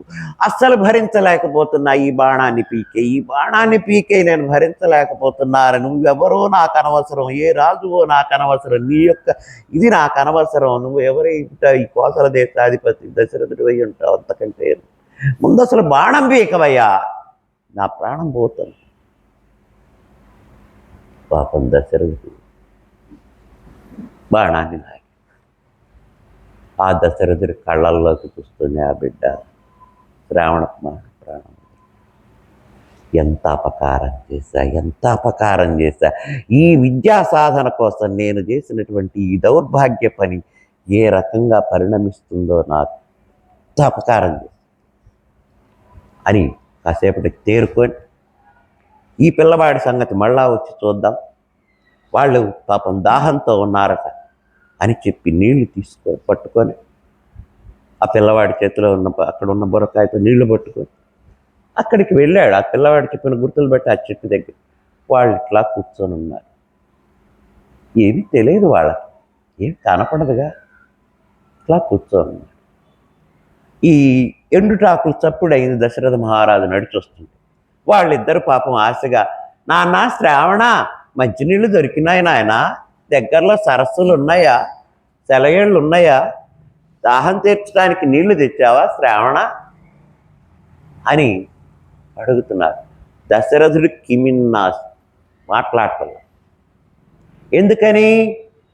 మాట్లాడితే వాళ్ళ అబ్బాయి చచ్చిపోయినాడనే విషయం చెప్పాల్సి వస్తుంది. చెప్పంగానే వీళ్ళు దాహం అనే కోరిక తీరకుండానే మరణిస్తారు, అది ఇంకా పాపం అని చెప్పి మెదలకుండా ఉన్నా. నీళ్ళు తెచ్చావా, మాట్లాడమే, మాట్లాడు. వాళ్ళే అన్నారు, తెస్తే పోయినా ఆయన. ఎందుకంటే ఆకు చప్పుళ్ళ వలన వచ్చినటువంటి శబ్దాన్ని బట్టి కొడుకే వచ్చాడు అనుకుంటున్నారు వాళ్ళు. నీళ్ళు తెస్తే ఇక్కడ మా సంభాషణ, ఎదురు సంభాషణ అక్కర్లే ఇట్లాంటి వాటికి. ఆ మంచి నీళ్ళు తెస్తే పోయినా ఆయన అన్నారు. తండ్రి దగ్గరికి వెళ్ళాడు ఆ దశరథుడు, ఆ ముని దగ్గర చేయబడితే నీళ్లు పోస్తాడు. ఆమె దగ్గరికి వెళ్ళాడు, ఆమెకి నీళ్లు పోసి తాగి, నాన్న నువ్వు కూడా తాగు, లేవు అక్కడే తాగొచ్చున్నావా, లేకపోతే తాగు, ఇంకా అసలు పట్టుకురా, మళ్ళీ మధ్యలో ఇబ్బంది లేకుండా ఇక్కడే ఉంటాం. వాళ్ళు మామూలుగా పాపం మాట్లాడుతున్నారండి వీచి తల్లిదండ్రులు, అంధులు. అయిపోయింది, ఇంకెత్తుకో నాన్న కావడి, బయలుదేరదాం అన్నారు. ఈయన కళ్ళం బట్టి నీళ్ళు కారిపోతున్నాయి. దశరథ మహారాజు మాట రావట్లా. ఏమిట్రా సందేహిస్తావు, కావిడ ఎత్తుకోమ్మా, నీకు ఈ కష్టం తప్పదురా, మేము బతికున్ననాడు నీకు ఈ కష్టం తప్పదురా బిడ్డ, మేము పోవాలనే కోరుకుంటున్నాం, కానీ భగవంతుడు తీసుకెళ్ళాల, నీ కష్టాన్ని తొలగించమని రోజు ప్రార్థించుకుంటున్నాను రా దేవుణ్ణి, నీ కష్టం మేమే, కానీ తప్పదు నాన్న, ఎత్తుకోయా కావడి అని చెబితే దశరథ మహారాజు నమస్కారం చేసి, ముని దంపతులారా, నేను మీ బిడ్డను కాదు, నేను మీ బిడ్డ శ్రావణ కుమారుణ్ణి కాదు, ఈ కోసల దేశాధీశుడైనటువంటి దశరథ మహారాజు నన్ను. రాజువా, ఇక్కడ ఎందుకున్నావు? మా పిల్లాడేడి, మా శ్రావణుడేడి, మా బంగారు తండ్రేడి, మా ఆశా దీపమేడి, మా కంటి వెలుగేడి, నువ్వా ఇక్కడ ఎందుకున్నావు? మా బిడ్డేడి? అమ్మా మీరు ఆవేశపడకండి, నేనంతా చెబుతానని జరిగిన విషయం అంతా క్షమించమని వేడుకొని వాళ్ళు కాళ్ళు పట్టుకొని ప్రార్థించారు. అప్పుడు వాళ్ళు అన్నారు, ఇలాంటి వృద్ధాప్యంలో, ఇంతటి అంధత్వంలో, ఇంతటి కష్ట సమయంలో మాకు మా బిడ్డని దూరం చేశావు, బాణం వేశావు, నీ విద్యా సాధన కోసం, నీ విద్యా లక్ష్యం కోసం మా బిడ్డను చంపావు. ఆ బిడ్డ ప్రాణం పోయేటప్పుడు ఎంత ఏడిచాడో, ఎంత విలవిలలాడాడో మా బిడ్డ ఎంత విలవిలలాడి మరణించాడో, ఎంత విలవిలలాడి మరణించాడో తలుచుకుంటేనే మాకు ప్రాణాలు నిలవట్లేదు. ఇదే మా శాపం. రేపు మా బిడ్డ ఇవాళ మరణించినట్టే, నీ బాణం వల్ల మా బిడ్డ మరణించి మాకు దుఃఖాన్ని ఇచ్చినట్టే, రేపు నీ బిడ్డ నీకు దూరం అవుతాడు. అప్పుడు నువ్వు కూడా ఇట్లానే విలవిలలాడి మరణిస్తావు. ఇదే మా శాపం, ఇదే మా శాపం అని అంటూ ఆ ఇద్దరు ఒక్కసారి కుప్పగూలిపోయి పడిపోయి మరణించారు. తట్టుకోలేకపోయినారు బిడ్డ మరణించారు. దశరథుడు ఎంతో పొరపాటు చేశా, నా విద్యా సాధన ఎంత పాడు చేసింది అనుకొని, సరే ధర్మం ప్రకారం నేర్చుకుందాం అనుకున్నా కానీ ఇట్లా అయింది అని తనకి తాను సమాధానపరుచుకొని ఆ బిడ్డకి, ఆ శ్రావణ కుమారుడు, ఈ తల్లిదండ్రులు ఇద్దరికి అక్కడే అడవిలోని ఆ కట్టెలేవో పేర్చి అంత్యక్రియలు చేసి ఇంటికి వచ్చాడు. ఈ విషయం ఎవరికీ తెలియదు. ఆ శాపం ఉన్నది, ముని శాపం. ఆనాడు మునులు ఇచ్చిన శాపం ఉంది. మునిపత్నులు మారు పల్కబోవ మాటలుడిగి మౌని శాపవాక్కు మరి బాధింప. ఆ మౌని శాపవాక్కు మరీ బాధిస్తూ ఉంటే తట్టుకోలేక విలవిలలాడుతూ అదే సింహాసనం మీద కూర్చున్నప్పుడు వీళ్ళు మాట్లాడినటువంటి మాటలు వినలేక ఆ స్థూలాల్లాంటి ఆ పలుకులు గుచ్చుకుంటుంటే మాట్లాడలేక మారు పల్కబోవ మాటలుడిగి మౌని శాపవాక్కు మరి బాధింప. ఆ మౌని శాపవాక్కు మరీ బాధిస్తుంటే ఊపిరాగిపోయే ఉర్విపతికి. మౌని శాపవాక్కు మరి బాధింప, ఊపిరాగిపోయే ఉర్విపతికి. కారణం ఇది కాదు అది ఆనాడు నేను చేసినటువంటి ఆ పని వాళ్ళ నన్ను చంపింది, వీళ్ళెవరు కారణభూతులు కారు, దీనికి ఆ శాపం కారణం అని దాన్ని గురించి ఆలోచిస్తూ మరీ ఇక పెరిగిపోతున్నది ఆవేదన, తపన, టెన్షన్. అది తట్టుకోలేక ఒక్కసారి ఊపిరాగిపోయే ఉర్విపతికి ప్రాణం పోయి. హరం సర్పహారం చితాభూవిహారం భవం వేదసారం సదా నిర్వికారం శ్మశానే వసంతం మనోజం దహంతం శివం శంకరం శంభుమీశానమీడే. నాగేంద్రహారాయ త్రిలోచనాయ భస్మాంగరాగాయ మహేశ్వరాయ నిత్యాయ శుద్ధాయ దిగంబరాయ తస్మై నకారాయ నమఃశివాయ. మందాకిని సలిల చందన చర్చితాయ నందీశ్వర ప్రమథనాథ సేవితాయ మహేశ్వరాయ మందార ముఖ్య బహుపుష్ప సుభూజితాయ తస్మై మకారాయ నమఃశివాయ. శివాయ గౌరీ బదనారవింద సూర్యాయ చంద్రార్క వైశ్వానరాగ్నిలోచనాయ శ్రీనీలకంఠాయ నమఃశివాయ. తస్మై శికారాయ నమఃశివాయ. వశిష్ఠ కుంభోద్భవ గౌతమార్య మునీంద్రార్చిత దేవతా శేఖరాయ దక్షాధ్వర నాశకాయ శ్రీ వృషధ్వజాయ తస్మై వకారాయ నమఃశివాయ.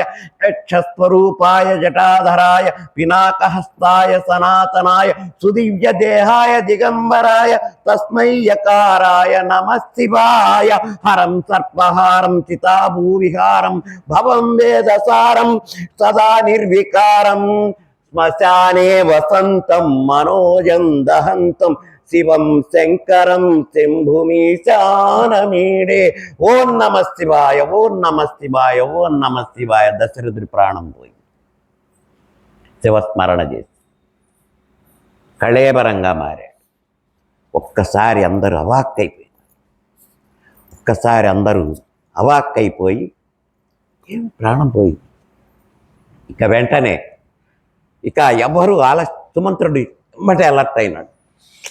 లాభం లేదు, ఈయన కూడా అయిపోయింది అని అప్పటికప్పుడు.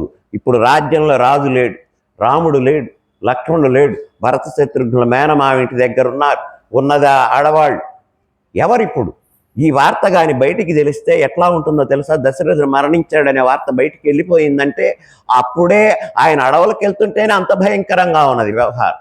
ఇప్పుడు ఇది కానీ బయటికి తెలిసిందంటే ఈ కైక కారణంగా రాముడు అడవులకు వెళ్ళాడు. రాముడు అడవులకు వెళ్ళిన బాధ తట్టుకోలేక దశరథుడు మరణించాడు. ఈ దశరథుడి మరణానికి ఈ కైక కారణం, ఈమె బిడ్డ యొక్క రాజ్య వ్యామోహం కారణం, ఈమె బిడ్డకి రాజ్యం ఇప్పించాలనే కోరిక కారణమని అటు ఆ భరతుణ్ణి ఇటు ఈ కైకని నానా భీభత్సంగా అల్లరి చేస్తారు, గొడవ చేస్తారు, అంతఃపురం మీద దాడి చేస్తారు, అసలు ఎగబడిపోతారు, మొత్తం ముట్టడి చేస్తారు అని వెంటనే సుమంత్రుడు తనకి తాను విశేషాధికారం తీసుకున్నాడు. మరి రాజుగారు లేనప్పుడు ఆపద్ధర్మ ప్రభువుగా వ్యవహరించడానికి బిడ్డలు లేరు. తనే నిర్ణయం తీసుకున్నాడు.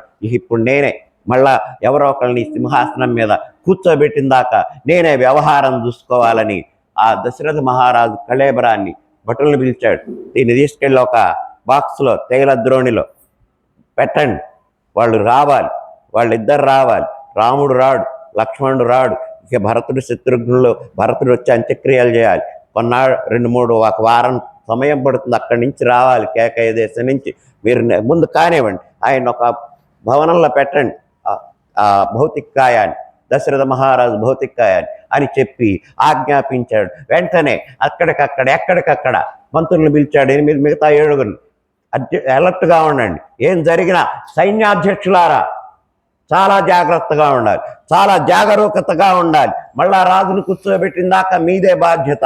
మీరందరూ కూడా ఎక్కడికక్కడ శాంతి భద్రతలకి విఘాతం కలగకుండా చర్యలు తీసుకోండి అని సర్వశాసనాలు హడావుడిగా చేసేస్తూ చెబుతున్నాడు. భద్రత తనే తీసుకున్నాడు, బాధ్యత తనే తీసుకున్నాడు. పంపింపబోనరే భరతుని గురి చేర కేకయ దేశం కింకరులను, కేకయ దేశం మంత్రులు పంపించండి, రథాలు పంపించండి, 1కి 4 పంపించండి. 1 కాకపోయినా 1 అవసరానికి ఉంటుంది, 1 ఆగిపోయినా పంపించండి. 5-6 రథాలు పంపించండి. భరత శత్రుఘ్నులను పిలిపించండి. పంపింపబోనరే భరతుని గురి చేర కేకయ దేశము కింకరులు, సేవకులను పంపండి. ఎంతమంది కావాలంటే అంతమందిని రథాలు ఇచ్చి వేగంగా పరిగెత్తే గుర్రాలను కూడా ఇచ్చి పంపించండి. ఓదార్ప నిల్వరే కోసలాధీసుని 3 భార్యలు ఊరడిల్లా, ఓ స్త్రీగణాలారా రండి. కౌసల్య, సుమిత్ర, కైకేయి బాధపడకుండా వాళ్ళ అంతఃపురాల దగ్గర కూర్చోండి. మీరు వాళ్ళని ఓదార్స్తుండండి. వాళ్ళు తట్టుకోలేరు, వాళ్ళు స్త్రీలు, బిడ్డలు కూడా దగ్గర లేరు. 3కి బిడ్డల దగ్గర లేరు. 3కి బిడ్డల దగ్గర లేరు భర్త బిడ్డ. వాళ్ళని ఓదారుస్తూ ఉండండి. కొంతమంది స్త్రీలను ఆజ్ఞాపించాడు. సాగింపగరగరే శాంతి భద్రతలను సాకేతపురమన సైనికాళి, ఓ సర్వ సైన్యాధ్యక్ష రా, నీకు చాలా పెద్ద పని ఉంది. అంటే ఒక పెద్ద కేడర్ అది. నువ్వు చాలా శాంతి భద్రతల వ్యవహారం జాగ్రత్తగా ఉండాలి. ఇది బయటికి తెలిసిందంటే నగరం అల్లకల్లోలం అయిపోతుంది. సామంతరాజులు దండయాత్రకు వస్తాడు. రాజ్యంలో అరాజకంగా ఉండకూడదు. కాబట్టి ఇప్పుడు నా శాసనాలు మీరు ధిక్కరించకుండా నువ్వు చాలా అలర్ట్గా ఉండు. సాగింపగడగరే శాంతి భద్రతలను సాకేతపురమన సైనికాడు, ఎక్కడికక్కడ కోడళ్ళ సైనికులను పెట్టండి. ఎక్కడ అల్లరి జరగకూడదు, ఎక్కడ గొడవ జరగకూడదు, ఎక్కడ నిరసన జరగకూడదు, ఎక్కడ ఏ విధమైనటువంటి ఇబ్బందులు రాకూడదు. ప్రశాంతంగా ఉండాలి. ఇప్పుడు ఎట్లుందో అట్లనే ఉండాలి, ఏమీ జరగకూడదు. కానీ దశరథుడు మరణించారని జనానికి తెలియాలి, కానీ ఏమీ ఇది కాకూడదు అని ప్రవచించి చాటరే పండితులంతను జనన మరణముల జగతి గూర్చి. ఏమయ్యా, పండితులను పిలవపించండి, అక్కడక్కడ కోడళ్ళల్లో గుళ్ళల్లో ఉపన్యాసాలు పెట్టించండి. జనన మరణాలంటే మామూలేనని చెప్పండి. ఈ జనన మరణాలకి ఎవరు కొంగక్కర్లేదని చెప్పండి. ఎందుకంటే ఇప్పుడు దశరథుడు చచ్చిపోయినాడు, ఒక్కసారిగా ఆవేశం పెళ్ళుకి ఏదైనా జరగచ్చు. కాబట్టి వాళ్ళని కూర్చోబెట్టి ఇట్లా ప్రశాంతంగా చెప్పించండి. జాతస్య హి ధ్రువో మృత్యు ధ్రువం జన్మ మృతస్య తస్మాద్ అపరిహార్యేర్థే నత్వం శోచితుమర్హసి. పునరపి జననం పునరపి మరణం జననీ జఠరే శయానం ఇహ సంసారే బహుతుస్తారే పరయా పాహి మురారే. ఇట్లా చెప్పే పండితులందరినీ పిలిపించి ఎక్కడికక్కడ గుళ్ళల్లో, దేవాలయాల్లో, కూడళ్లలో ఉపన్యాసాలు పెట్టించండి. జనాల్ని శాంతపరచండి. 4-5 రోజుల పాటు, 1 వారం రోజుల పాటు ఆవేశాలకు తావివ్వకండి. రాజ్యంలో అనుసు ఆదేశములనిచ్చే ఆసుమంత్రుడు ఇంకా తనదైన అధికారం ఇనువడించి, తనదైన అధికారం తీసుకున్నాడు. చెప్పేశాడు, వినబడించండి. ఉత్సాహం తీసుకున్నాడు. ఇక నేను కూడా ఇట్లా ఉంటే లాభం లేదు అని వాళ్ళకి ఆదేశాలు ఇచ్చాట. భరత శత్రుఘ్నులు ఇరువురు వచ్చుదాకా, భరతుడు శత్రుఘ్నుడు వచ్చేదాకా చాలా అలర్ట్గా ఉండాలి. రాజ్యంలో చాలా ప్రశాంత వాతావరణం ఉండాలి, ఏ మాత్రం అల్లరి రాకూడదు అని చెప్పి ప్రభువు లేనట్టి రాజ్యాన ప్రభుత నడప. ప్రభువు లేడు, ప్రస్తుతం రాజు లేడు, అరాజకంగా ఉంది. అరాజకం అంటే రాజు లేకపోవడమే. అక్కడంతా అరాజకం ఉందంటే అక్కడ ఒక రాజు లేడు, కట్టడి చేసేవాడు అని అర్థం. అట్లా ఇప్పుడు అరాజకం ఉంది, అరాజక కార్యక్రమాలు కూడా జరుగుతాయి. ఎవడికి అవకాశం వాడు ఇప్పుడు తీసుకుంటాడు. అదే సమయం అందరికి బయటికి రావడానికి. కనుక ఎక్కడికక్కడ చాలా జాగ్రత్తగా ఉండండి అని హెచ్చరించి తన యొక్క నిర్ణయం ప్రకారం వాళ్ళకి అధికారాలు ఇచ్చేశాడు. సైన్యాధ్యక్షుడికి, పండితులకి, స్త్రీలకి, అందరికీ ఇచ్చేశాడు. వెళ్ళింది రథం. కేకయ దేశం వెళ్ళారు భటులు పంపిన కింకర్లు. భరత శత్రుఘ్నులు, నాయనా రండి రండి, ఏమి ఇంత హడావుడిగా మా నాన్నగారు రమ్మన్నారా? మీ నాన్నగారు రమ్మల్లా, విధి రమ్మంది, రండి అని చెప్పి వాళ్ళిద్దరినీ రథం ఎక్కించుకొని కేకయ దేశం నుంచి చాలా వేగంగా 6-7 రోజులకి రావాల్సింది 4 రోజులకే అంచెలంచెలుగా ఏర్పాటు చేశాడుగా. మంచి మంచి రథాలు. సుమంత్రుడు చాలా తెలివైన మంచి. ఒక్కచోటే వెళ్ళిన రథమే తిరిగి రావడం కాదు, ఎదురుండేటట్టు వెళ్ళండి. అట్లా చాలా ఏర్పాట్లు చేశాడు. వాళ్ళు వచ్చారు. వచ్చినటువంటి భరతుడు ఈ మధ్యలో దారిలో విషయం తెలిసింది ఆయన.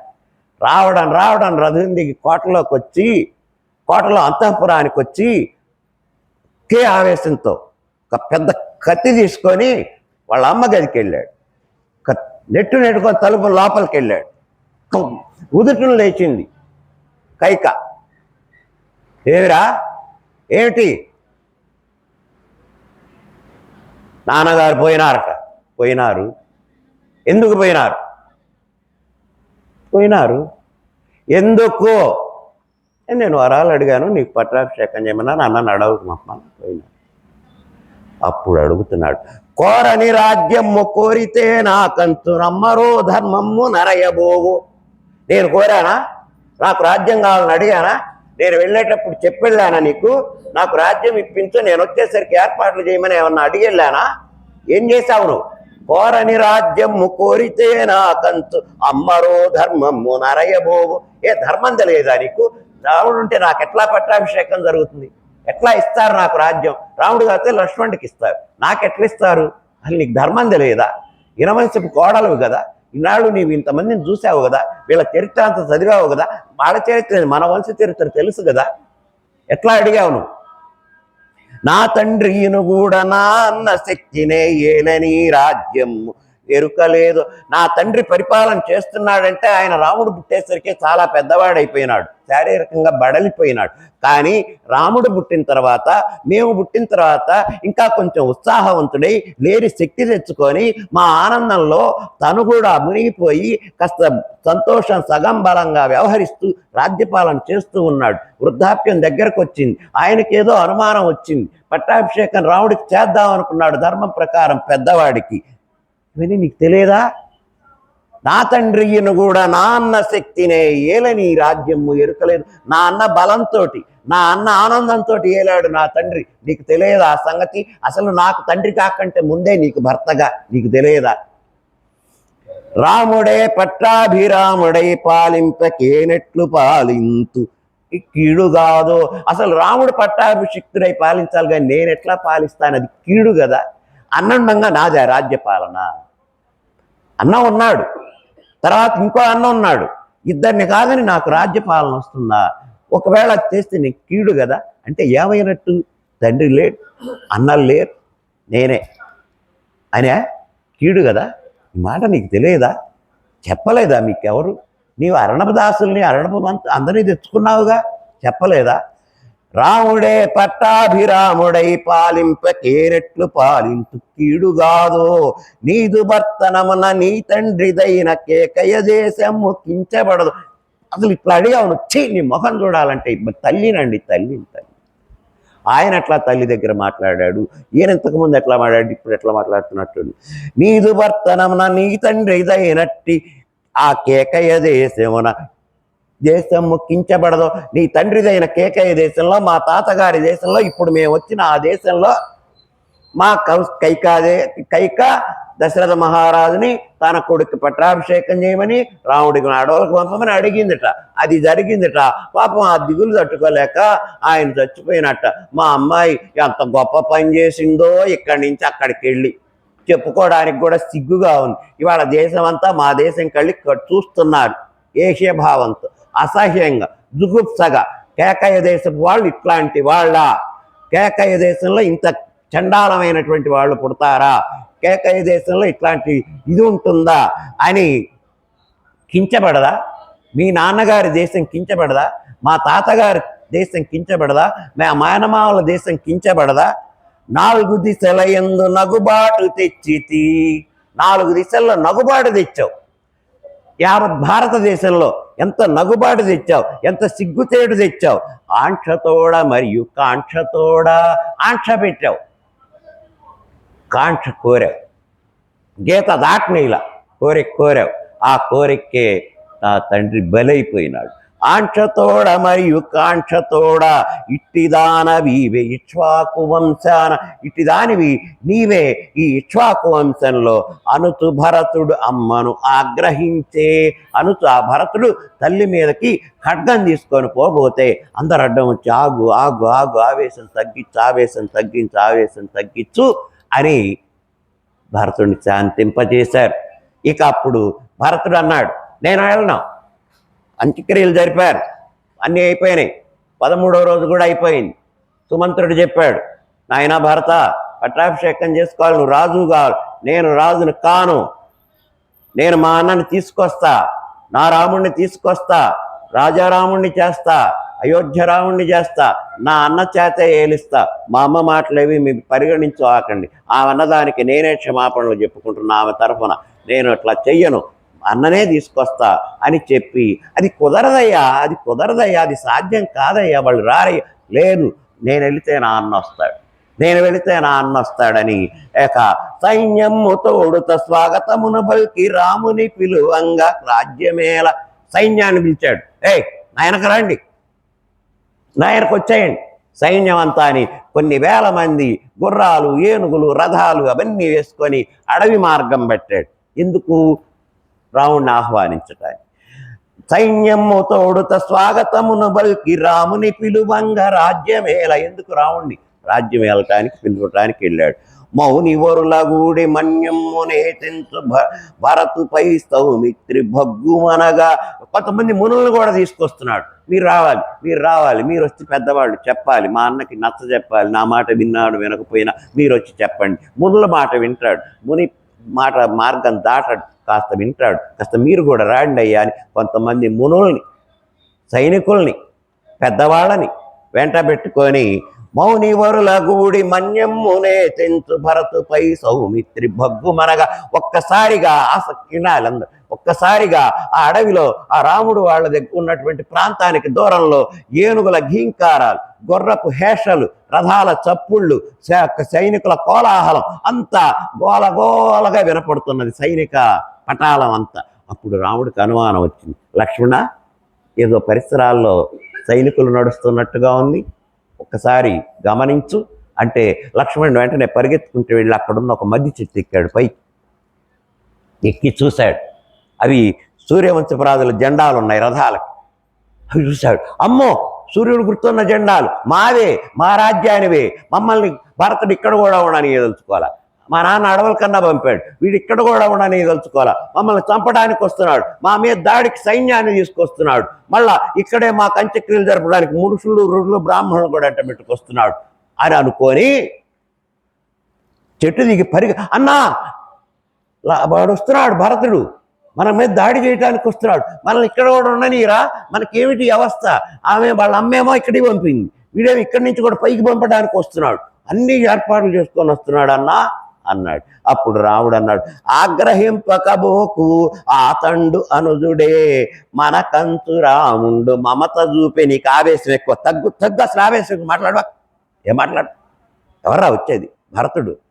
వాడికి మనం అంటే ప్రేమరా, నేనంటే గౌరవం రా, ఎందుకు వస్తున్నాడు చూడు, ఎందుకంత ఆవేశపడతావు, కాస్త ఆలోచించి చూడు అని శాంతపరిచాడు.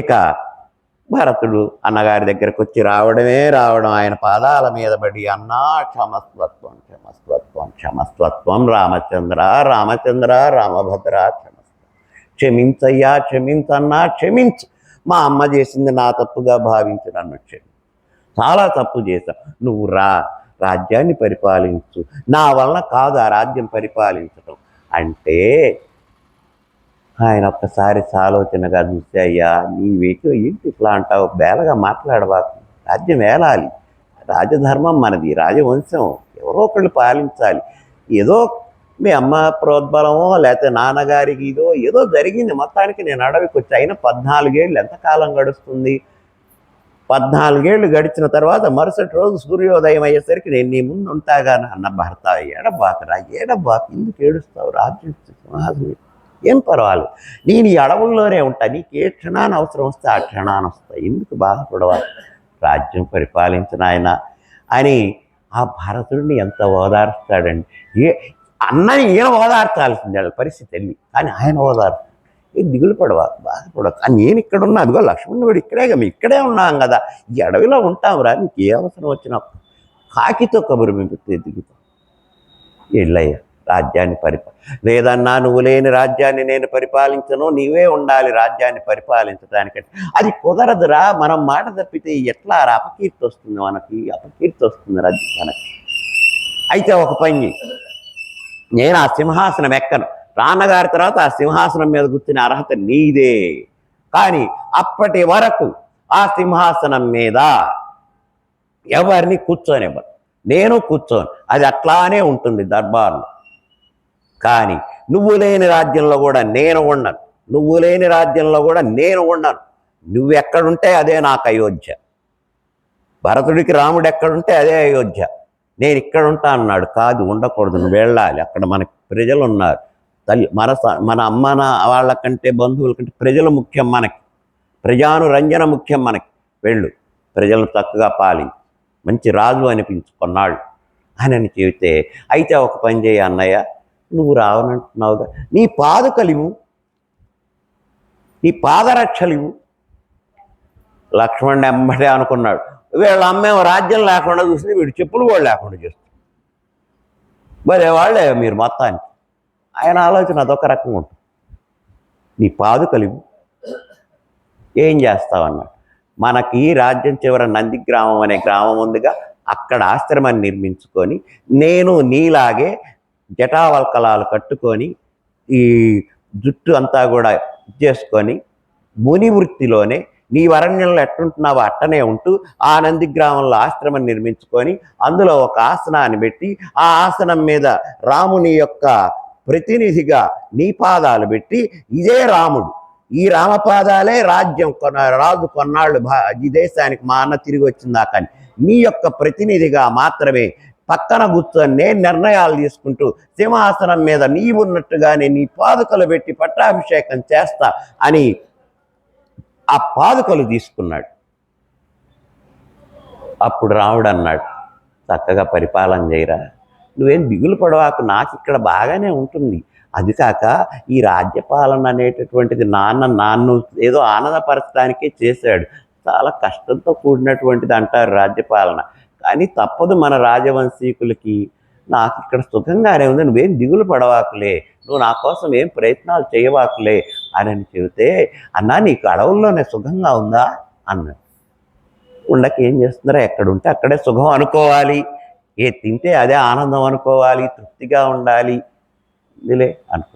అయితే ఒక పని చేయి, అడవుల్లో ఉండటం నీకు సుఖమైతే నీకు ఆ మహద్భాగ్యాన్ని మననాన్ని ఇస్తే, మననాన్ని ఇచ్చిన ఆస్తి అందరం సమానంగా పంచుకోవాలిగా, నీకు అడవులు ఇచ్చాడుగా, ఆ అడవులు యొక్క నాన్న ఇచ్చినటువంటి అడవులు అనే సంపాదన మొత్తం నీదేనా, అందులో నాకు భాగం ఉందిగా, అందులో నాకు భాగం ఉంది, అడవులే మన నాన్న మనకిచ్చినటువంటి సంపాదన అయితే అందులో నాకు భాగం ఉంది, ఆ కష్టాలే మన నాన్న ఇచ్చినటువంటి ఆనందం అయితే అందులో నాకు భాగం ఉంది, నువ్వు ఎక్కడో ఎట్లా అనుభవిస్తావు, నలుగురం ఉన్నాం పంచుకుందాం, అక్కడ కష్టాలక్కడని నీకొకనికేనా, అకట కష్టాల కడలి నీకొకనికేన సుఖ సముద్రము తేలగ సకులేయంత. ఈ సుఖ సముద్రం అనేది ఇదే సుఖ సముద్రం అయితే ఈ సుఖ సముద్రం దాటడానికి మనందరం నలుగురం సమానమే. అకట కష్టాల కడలి నీకొకనికేన సుఖ సముద్రము తేలగ సగులేయంత. అన్న రామన్న మరచితే నన్ను ననుచు, అన్న రామన్న మరచితే నన్ను ననుచు. అకట కష్టాల కడలి నీకొకనికేన సుఖ సముద్రము తేలగ సకులే అంత. అన్న రామన్న మరచితే నన్ను ననుచు. భరతుడెదిరించి రాముని భాగమడిగే, భరతుడెదిరించి రాముని భాగమడిగే. దేంట్లో భాగం అడిగాడు? కష్టాల్లో భాగం అడిగాడు. రాజ్యంలో అడగల, సంపదల్లో అడగల, ఐశ్వర్యంలో అడగల. కష్టాలే నీకు సుఖమైతే కష్టాల్లో నాకు వాటా ఉందని భరతుడు ఎదిరించి రాముని భాగం అడిగే. కష్టాల్లో భాగాలు పంచుకుందాం అనుకున్నారండి వాళ్ళండి ఆదర్శ పురుషులు, వాళ్ళు యనవంశపురాజులు, మన పూర్వీకులు, మన దేశం మీదలో పాలించినటువంటి మహానుభావులు, గొప్ప చక్రవర్తులు, గొప్పవాళ్ళు. కష్టాల్లో ఎవడన్నా భాగం అడుగుతాడు? అయ్యా తమ్ముడైనా అన్నని డబ్బుల్లో భాగం అడగచ్చు, కష్టాల్లో భాగం ఎవడ అన్న కష్టాల్లో ఉంటే నన్ను డబ్బులు అడుగుతాడేమో ఆ ఊళ్ళో ఉండకుండా పోయేటటువంటి పరిస్థితులలో మరి ఇట్లాంటి కథలు, ఇట్లాంటి విషయాలు ఆదర్శప్రాయం కాదా ఈనాటి సమాజానికి? అందుకే రామాయణం చరిత ఆచరణాత్మకంగా ఉండాల్సింది. ఇక ఆ పాదుకలు తీసుకొచ్చి నంది గ్రామంలో తానే పాదుకలకి పట్టాభిషేకం చేయించి ఆ పక్కనే తాను కూర్చొని నేల మీద రామ ప్రతినిధిగా ఆ కోసల దేశాన్ని మొత్తం ఆ అయోధ్య నగరమే రాజధానిగా, కానీ ఎక్కడ ఉంటుంది పాలన? ఆ ఆశ్రమం నుంచి చేస్తూ మళ్ళా రాముడు వచ్చిందాక పరిపాలన చేయాలని భరతుడు రామ పాదుకలకి పట్టాభిషేకం చేశాడు. ఈ విధంగా రామ పాదుక పట్టాభిషేకం భరతుడి చేత జరిపించబడినంత వరకు శ్రీమద్ రామాయణ కావ్యంలో ఇది అయోధ్యాకాండ. అది ఆ పాత్రలను ఆదర్శంగా తీసుకొని జీవితానికి మలుచుకొని నలుగురికి చెప్పాలి. అప్పుడే మనం ధన్యులం, మన కథలు ధన్యం, రామాయణం ధన్యం అవుతుంది, మన చరిత్ర ధన్యం అవుతుంది, చరిత్ర పురుషులుగా మనం నిలబడగలుగుతాం. స్వస్తి ప్రజాభ్య పరిపాలయంతాం న్యాయేణ మార్గేణ మహిం మహీషాం గోబ్రాహ్మణేభ్య శుభమస్తు నిత్యం.